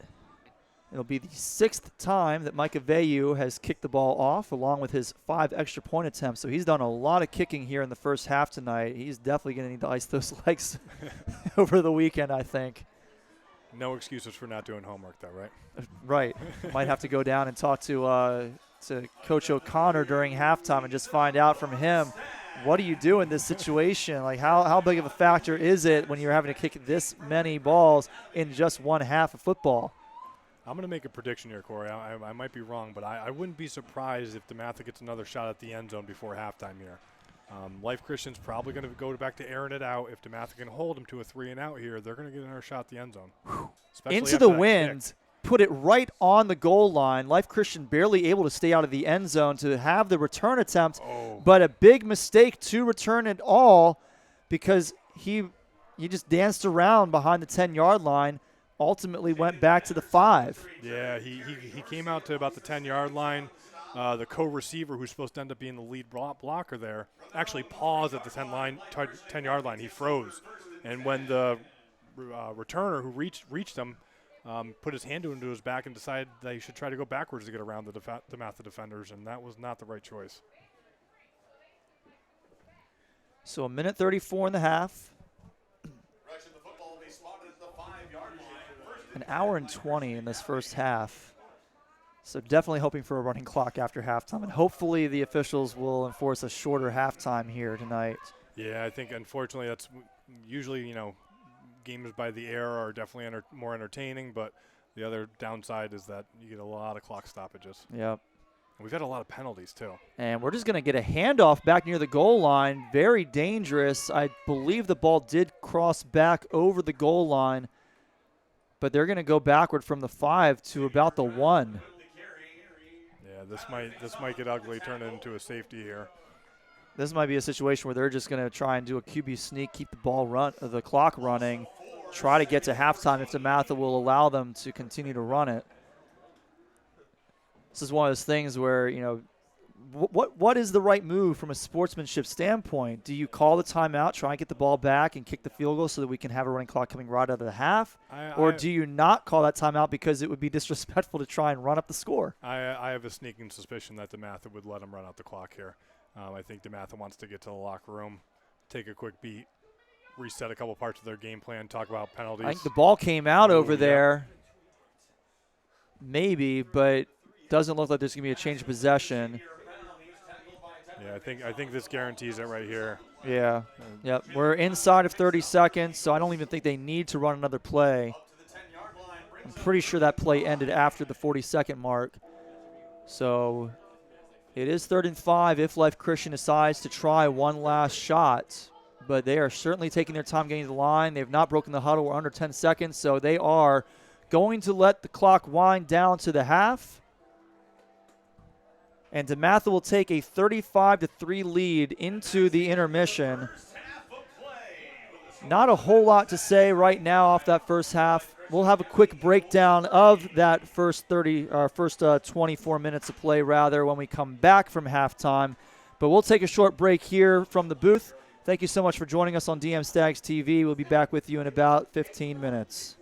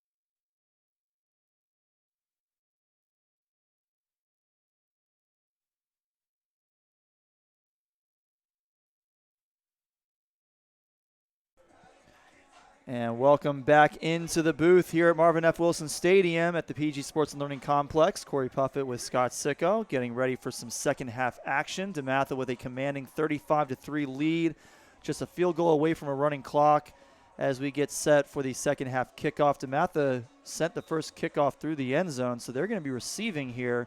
They will get an opportunity to get an early running clock. What did you see from the Stags in that first half, Scott? The Stags, I mean, some of the parts of their game was really crisp. They were running some plays really well organized, but honestly, I still can't get over the mental mistakes. I mean, we're at the point in the season where we should have ironed most of this stuff out. When they start to have closer games, those things are make or break. If you end up having a game that's going to be within a score to decide, too many offsides penalties, 2 fumbles already, ball security is an issue. Obviously, there's a lot of highlights to talk about.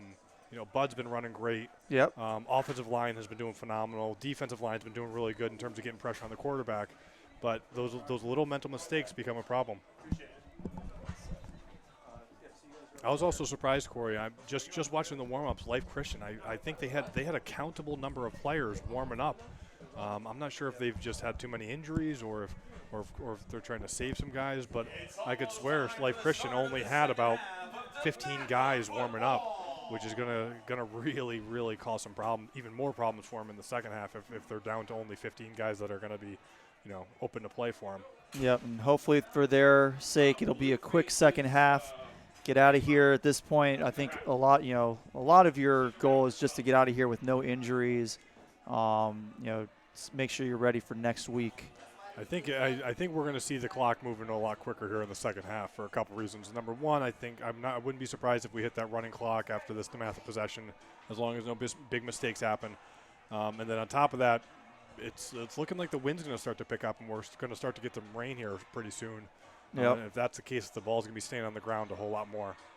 Zach Slaughter teeing it up for Life Christian Academy.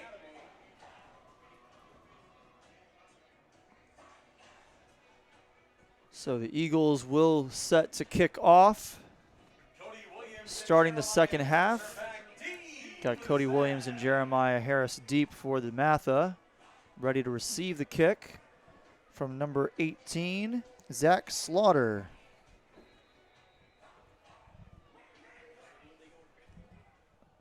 And, the ball fell off the tee, and Slaughter is looking for help from the ref.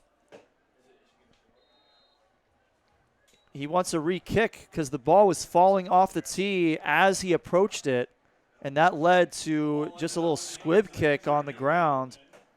Honestly, it doesn't seem like it probably would have made that much of a difference. They covered it pretty well as a squib, and DeMatha is going to be starting right around the 30. They've been returning the ball out to the 25 or 30 as is, so it doesn't really seem like it's going to change the field position that much. Yeah. First down, DeMatha. So officially the 32-yard line where the Stags possession will begin. And am I correct? Is that number 4 back on the field, Denzel Gardner in the backfield? I believe it is, Corey, yes.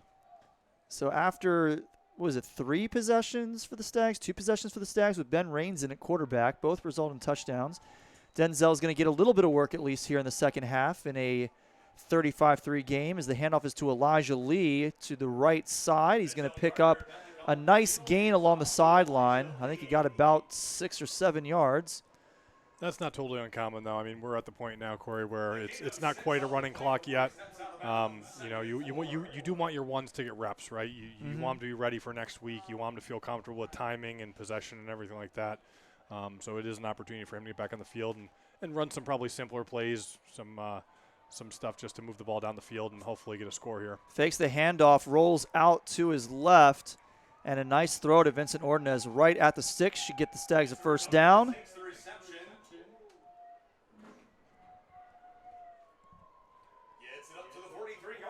I like the concept on that play for the Stags. Get Denzel running. Yeah, he definitely has the legs to move him around in the pocket, move him out of the backfield a little bit, moving left to right and create some more separation. And he's got a decent arm on the run. Yes, he definitely does. So from the left hash mark here, sends a man in motion to the right side, and then sends LeVar Keys right back outside. fakes the handoff, and then a quick throw. Emmanuel Dyson has some space along the sideline and finally runs out of bounds. He was covered by Kalik Howard. Those are easy plays, Corey. The D-backs are giving those receivers a lot of respect. They're playing off quite a bit from the line of scrimmage there, and when they're playing off, holding against DeMatha, but when they're playing off, 6, 7, 8 yards, doing those little quick screens are pretty easy to take. So a terrific play is for naught as DeMatha committed a hold. They're going to be backed up 10 yards from the spot of the hold, which fortunately for DeMatha, it looked like it was downfield, so it's only going to be 1st and 12. Only a 2-yard loss from the original line of scrimmage. Still a big penalty. If I'm a DeMatha coach, that's going to be my biggest takeaway from this game, is that this cannot happen against opponents that are going to keep the games closer than this. Denzel, a great job just to hold on to the ball. He climbed the pocket, but number 8, DeJohn McDougal, was able to wrap him up, take him down right around the line of scrimmage. It'll be 2nd and 12. For a second, as he climbed the pocket, it looked like he brought the ball back up to throw, so I was concerned with McDougal right on him. The ball might pop out. Good job to hold on to it, avoid the fumble, play for another down.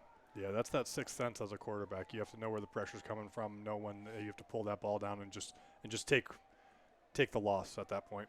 4 wide, Dyson on the move, and once again pressure in the backfield, but Denzel Gardner slips out of the ankle tackle, rolls out, and he's got a man. Huge play for the Stags. I don't know if he quite got to the marker, but what a play by Denzel Gardner. Officials never blew it dead, and Cody Williams was able to come open underneath the defense for a big pickup near the sticks. It looks like it will be 3rd down, but they only need another yard for a first. That is the clearest evidence you can get that we have a true athlete at quarterback. Breaking tackles left and right. Life is definitely bringing a lot more pressure at the line of scrimmage here, trying to get to the quarterback. But when you have a quarterback that break tackles like that, it's kind of for naught. The give is up the middle, and a big hole opens up, but a flag comes in. It came from one of the back judges, or not the back judges, one of the judges around the linebacker position, so it doesn't look like it would be a holding penalty. And it is face mask against Life Christian. So after a big run, they're going to add some yardage to this one for the Stags, 15 yards. And DeMatha is marching closer and closer to the goal line. They are now at the 33. I think your team's been committing too many penalties, though, Corey, when you have a wide receiver away from the play, throw up his hands immediately when he sees the flag because he assumes it's on DeMatha. That's always a bad sign. Screen pass to Emmanuel Dyson. Good job to get out there, but there's going to be a flag. I think that's going to be a hold against – was that our running back out there?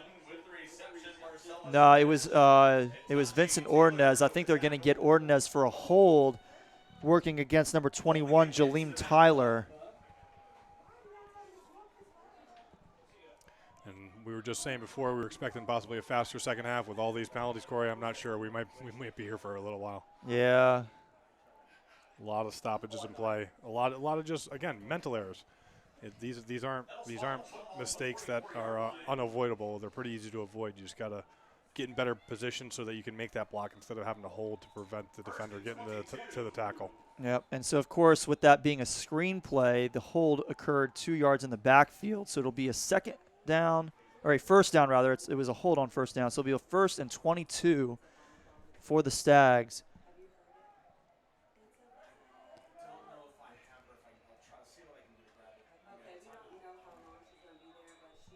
Corey, can you tell us is that Bud in the backfield? No, that's not Bud Coombs. I think that might be Elijah Lee. Okay, yep. And, yeah, give right up the middle. Stopped pretty quickly. Again, Life Christian definitely bringing more heat up the middle, trying to disrupt that passing game of DeMatha. And so far it seems to be working. I mean, between that and all the penalties, DeMatha's not being able to consistently move the ball. Yeah. So nothing doing there for Elijah Lee. Ran up the middle, but met by a wall at the line of scrimmage. Cody Williams in motion. Got 3 receivers now to the top of your screen. A little bit of a low snap. Denzel handles it. Going to go down the seam. He's got a man, and it's a touchdown. Is that Ordonez? Life Christian never properly adjusted to that motion. We ended up motioning to trips on that for DeMatha, and Life Christian never shifted over the top to provide any help. That's, again, when you create a situation where it's two defenders versus three wide receivers, it gets ugly quick, and then that's what we just saw in that play. Ordonez had some success on that play, on that seam route earlier in the game where he got open on a throw from Ben Raines, but the defender interfered with him, so he didn't make the catch, but he still got the yardage. This time, nobody able to close the gap on him as he just ran free, and Denzel threw a strike. Hit him right in stride. He was able to walk into the end zone. Yeah, that was a good look by Denzel. He read the coverage beforehand, knew he had the advantage on the right-hand side there, and went after it. And I never got a chance to go down and talk to Mr. O'Connor, but I believe that was Moses Dignom, number 42, who came in for the extra point, so maybe giving Vayu a little bit of rest, especially considering we did not need the extra point for the running clock. It is 41-3. He must have heard my comment, Corey, about no excuses for homework, right? Tired legs don't give you an excuse to miss your homework. Well, he wants that excuse, I guess. Yeah, exactly. So hard to tell for sure the number there, but it looked like a 42, which would be Moses Dignom on the Stags roster. So no good on the extra point, but it's 41-3. The clock is running. We are already now to the halfway mark of this third quarter. And as long as the Stags defense can shut down Life Christian here, it'll be a running clock the rest of the way. A couple weeks ago, 3 weeks ago rather, DeMatha was playing St. Michael's, and we had two running clocks. We got up to 35-0, gave up a touchdown, and then got up 42-7 and saw a running clock the rest of the way in that game. So we'll see if we can hold it this time. I know these aren't the most entertaining games to watch, Corey, but I'll tell you right now, as a player, you love these games. It's you're at a certain comfort level. You know that the lead is pretty heavily in hand. Just no big mistakes, right? You can't have any big injuries. You can't have any big turnovers, anything like that. But if you control the ball, you control the tempo, you control the time, everything usually ends up pretty well. And I got to think that this is also a kind of game that, at least in some ways, DeMatha's coaches love, in the sense that you're blowing out the other team, so it's going to be ultimately a pretty easy win, but you also have a lot that you can show your players and learn from on the film, because a lot of times when you blow teams out, you know, players think they know everything because there's only so much that you can get on them about on the film. There's a lot here that they can get on them, as you've mentioned multiple times tonight, with just little mistakes, penalties that did not need to occur, loss of concentration, as that kick was a deep one. And I'm not sure who the kicker was on that because it wasn't Dignom, but I also don't think it was Vayu. It looks like the kicker barely put anything into that. He just, it was almost like a chip shot, and he just let the wind take it. Or maybe it was Vayu. He's coming off the field, so they did put Micah Vayu back out there to handle the kickoff, and it was a really nice kickoff and well covered by the Stags. And for the second straight time, Life Christian will attempt a kickoff return and end up right around their own 10-yard line. Yeah, he's the Vayu's pretty talented. He's keeping it, you can tell, purposefully short of the end zone. He would have no trouble reaching the end zone. Yeah, he's put two of them through. But yeah. I mean, like you said, he's purposely choosing not to. It's the only explanation when you got the wind at your back. So Stags set up defensively. Life Christian on offense. Down inside 4 minutes now in the third quarter. Stags playing the same cover two that they've been playing. It's a pretty safe bet. It's been working for him so far. Terry Dorsey, the Stag, he's going to come over and cover number 3, who just went in motion, and a high throw off. Interception. Yeah, off of Xavier Brown's fingertips and nearly picked off by the Stags. Just could not haul it in. Again, that wouldn't be the easiest interception, but again, it's just another sign of that mental creep of kind of those little things. That defender definitely had a clean opportunity at picking that off after the tip pass, and really should have. And in close games, that's the type of stuff that they need to look back on the film and correct, because those things make or break a season. Joshua Simmons rushes in as the Eagles break their huddle. He's going to give Emmett Laws a quick breather on the sideline.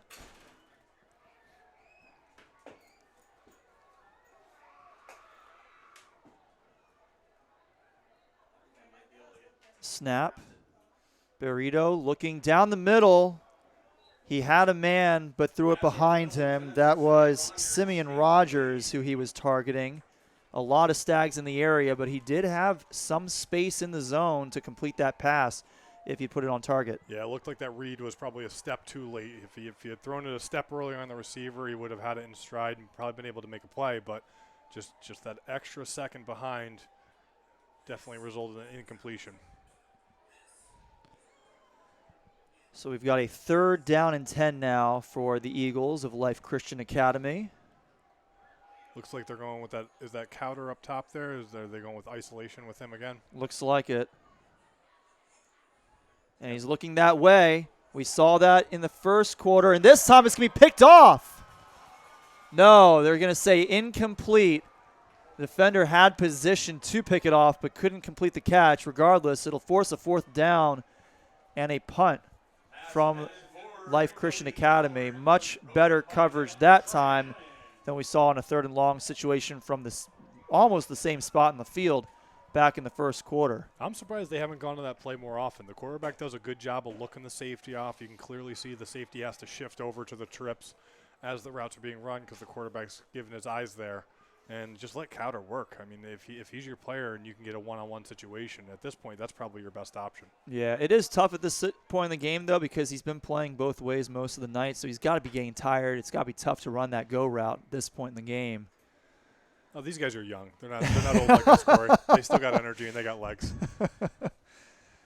No, I agree, though. It definitely seems like Life Christian's a little thin in terms of the depth chart. Ooh, really high snap.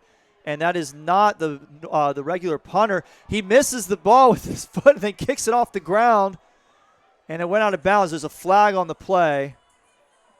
That was number 18, Zach Slaughter, the kicker, who was on to handle the punt. Definitely a high snap. It was very tough to come down with over his head.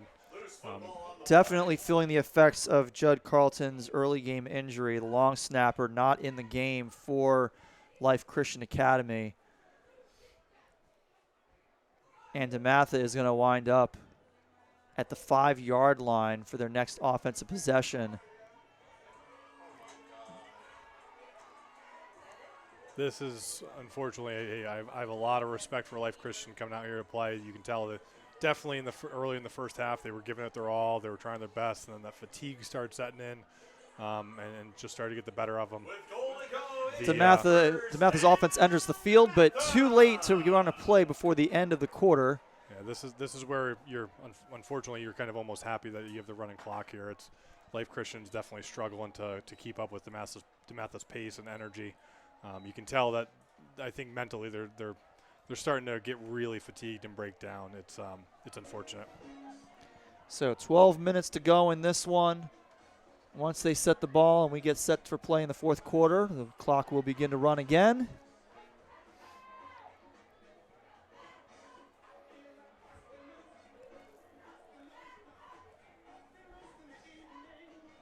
Looks like we got Raines back in at quarterback also. Yep, I was just about to say he checked back in. Let's quickly look at our upcoming broadcasts. So coming up for the Stags next week, our game against Clarkson North was canceled, so Coach McGregor was able to get a new team on the schedule. We'll play Rock Creek Christian Academy right here on DM Stags TV. Following that, we play Gonzaga. It's our homecoming game, our first WCAC matchup. Then you can catch the St. John's game on ESPNU. And on the 1st of November, you can watch our All Saints Day Mass on Facebook as the snap is fumbled. And Life Christian Academy looks to have come away with it. So a quick turn of events as we begin the 4th quarter of play, as Ben Raines was not able to handle that snap, and Life Christian Academy takes the ball away. As a former player, I clearly watching the game, it seems like the game is out of hand for Life Christian. It's probably DeMatha's game at this point, but those turnovers always worry you just because you never know what can happen in a game, right? Something could turn real quick. Giving up a golden opportunity like DeMatha just had is unfortunate. And certainly, you want to be able to trust that your players can execute in situations like this because when the pressure goes up in closer games, the chances and the opportunities for big mistakes to impact the game just increase significantly.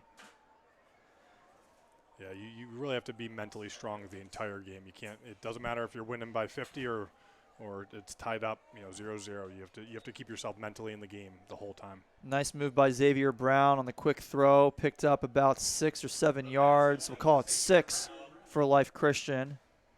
It'll be second down and a long 4. Xavier Brown's definitely been a workhorse for Life Christian. We've been calling his name out quite a bit. He's been definitely all over the field, making as many plays as he can where he can. Yeah, they haven't really been running the ball a whole lot, but splitting him out of the backfield a lot tonight for sure. And once again, he split him out, but this throw is going to go to the wide receiver outside the numbers. And I believe that was number 12, Jeremiah Rogers. He made the catch, and it is a first down for Life Christian. Haven't been able to call that too much since the first quarter of the game. But Life Christian moves the sticks, and they only needed 2 plays to do it. So starting to push the ball just a little bit further down the field. Again, at this point in the game, as a coach, you have to decide kind of what your goal is, right? Is your goal to keep your players healthy and keep them motivated and work on some plays? And that's kind of what it looks like for Life Christian. They're continuing to run those little curl routes.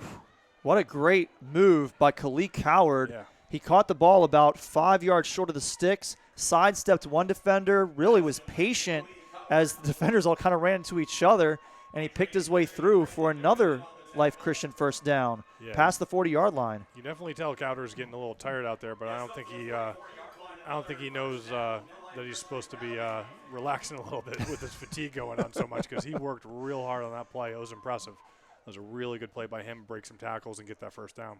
Yeah, he's worked hard all game long. Still trying to make some plays here.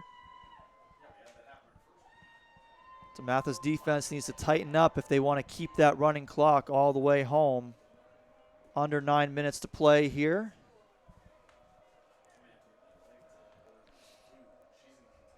At this pace, though, if they keep running just these short curl routes, which here they're clearly trying something different. Burrito moves out of the pocket, runs up the middle, slides down for a gain of about 2. Yeah, there is a flag on the play. It might be holding on the offense here. And it looks like that is the call. Holding against Life Christian. That'll back them up 10 yards. Replay first down. And the clock continues to wind. Seems like Life Christian, you got to give it to them. They haven't deviated much from their game plan, running 2 or 3 curl routes in a row, then trying to take a shot downfield. Unfortunately, it just hasn't worked out for them. So we were talking a little bit earlier in the evening. Last year I took a Serfois course for faculty members at DeMatha that you taught on terrorism and extremism. I'm curious what led to you teaching that class? Funny enough, I'm a social studies teacher, so I have a lot of interest in kind of world events, and I teach a lot of government classes. And I always thought that there was a big misconception about understanding what terrorism is and how it can impact our lives and policy. So I actually ended up proposing it to Dr. McMahon. Just big play here as Coward breaks one open down the sideline. Finally is going to be wrestled out of bounds, but he took it down to about the 15. A huge play for Life Christian. Yeah, and Khalid, you can see that fatigue. He is giving everything he's got right now. Yeah, this is not a player limping hurt back onto the field. This is a player absolutely exhausted because he is doing so much for his team. Doesn't matter that they are losing by 38 points. He wants to get them back. He wants to get them in the end zone. He wants to add some points to that total on the scoreboard. Yeah, that's a kid that's got heart right there, Corey. That's. If you can build a football player, I want a player like that who's not going to give up no matter what the score is. And they're going isolation with Cowder down at the bottom of your screen, too. They're going to throw it the opposite side of the field. Got his receiver a little bit turned around, just trying to throw it away from the defender there, I think, as Jaden Patterson was not able to come back to the ball. It looked like that might have been intended as a post route, but Burrito just knew that the defender had it covered, so he took a shot to see if maybe his receiver would be able to read the ball and adjust to it, but too far wide. I think that's going to be the name of the game in this position. They're just going to start taking shots at the end zone. there's not really that much of an opportunity for another first down unless you get it within the 4-yard line, it looks like here. So Yeah. might as well go after it. Keep an eye on Cowder at the bottom of your screen because he has been the playmaker on this drive. And he runs a slant route, but DeMatha gets some defenders into the backfield. A good rush by the Stags defense.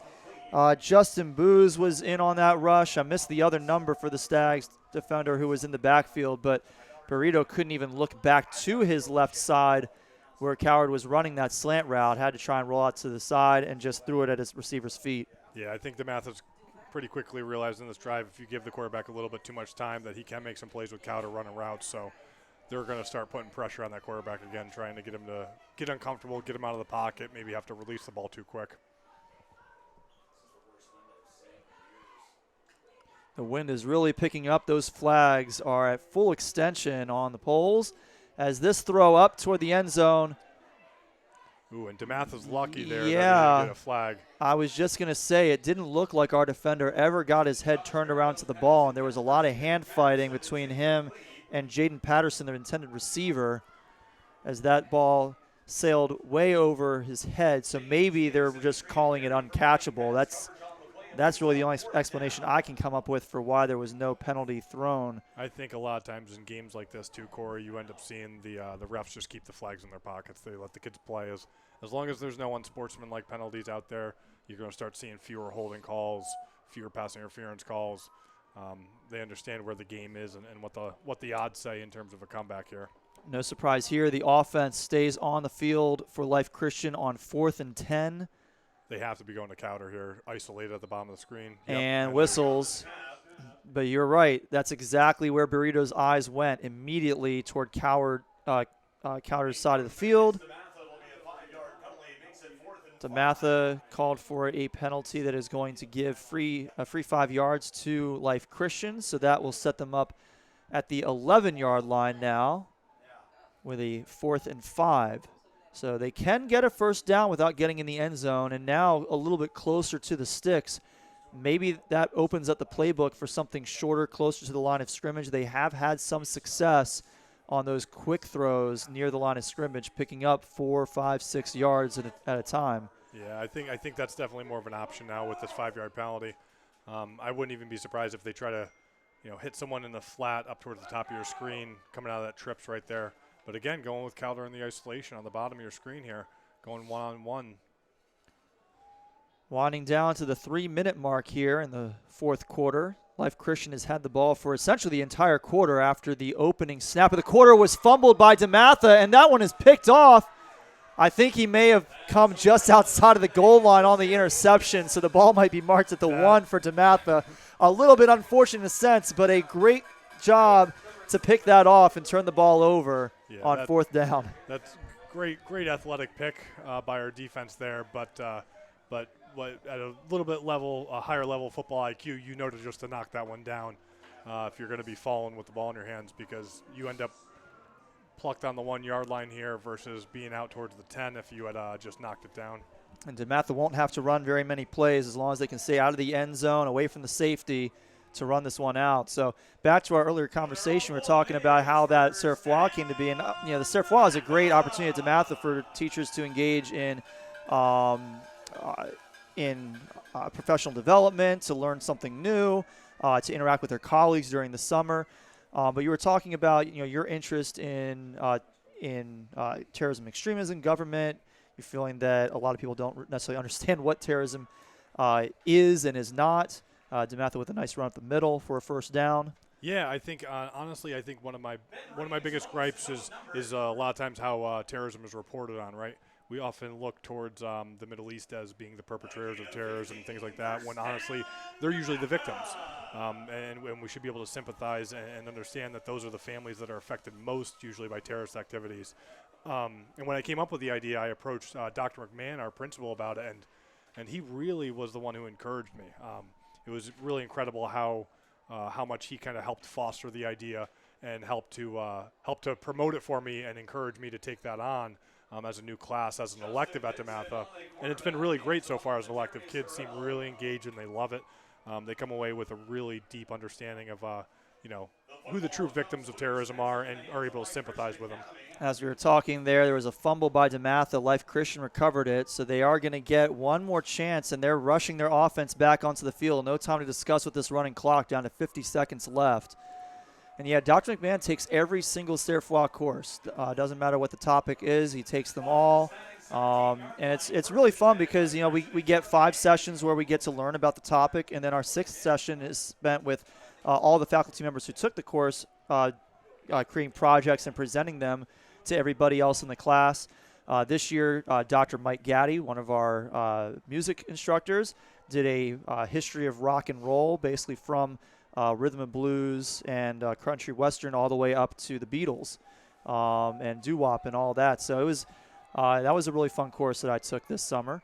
Rolling out toward the sideline, but you're not going to get to stop the clock just by getting out of bounds. So that is going to do it here from the PG Sports Learning Complex. DeMatha with a final score of 41-3 in this win against Life Christian Academy. Any final thoughts from you, Scott, before we wrap this up? I think the only takeaway that I have from this game is DeMatha's definitely got some work to do in terms of cleaning up those mental mistakes. Life Christian, I mean, hey, I got all the respect in the world for them. They came out here, they battled. Clearly, you know, didn't have the depth that DeMatha did. You could see the players getting tired. You know, they definitely fought, and I think Khalil Clowder has a long future in football, definitely, from how he was playing. But I think DeMatha's mental mistakes are going to be the big thing to address for the coaching staff this weekend when they're watching film. They're going to have to come up with some fixes for that. Surprisingly, here Life Christian has called a timeout with 1 second left on the clock. So we're not quite done here, but while they discuss this, we will very quickly go through our staff for tonight. We want to thank all of our guys from the Video Broadcast Journalism Program for coming out and helping us. Our producer, Jalen Jackson. Of course, you had me on the play-by-play. I'm Corey Puffett, class of 2010. Scott Sicko, my analyst. Leo Watson was on our switchboard. Cameron Sharp was on our graphics and audio. And our camera operators, Cole Bowser, Justin Jordan, Sorrell Walker, and Roman Zentek. So one final play here for Life Christian. 1 second on the clock. And this is not Burrito in the game. That was actually number 15, Gavin Harrison, attempting the pass, but he sends it through the end zone, and that will do it. DeMatha wins 41-3. We got our final thoughts. I think we're all set here. Our guys want to go home. I want to go home. Scott wants to go home. So we're going to go ahead and start breaking things down. But thank you so much for joining us. We will get the full game uploaded a little bit later this evening, including that opening couple of drives that we were not able to get out to YouTube. So you'll be able to watch that later. But thank you so much for joining us. Join us next week as we play Rock Creek Christian Academy. But for everybody here in the booth, I'm Corey Puffett. Thank you for joining us on DM Stags TV.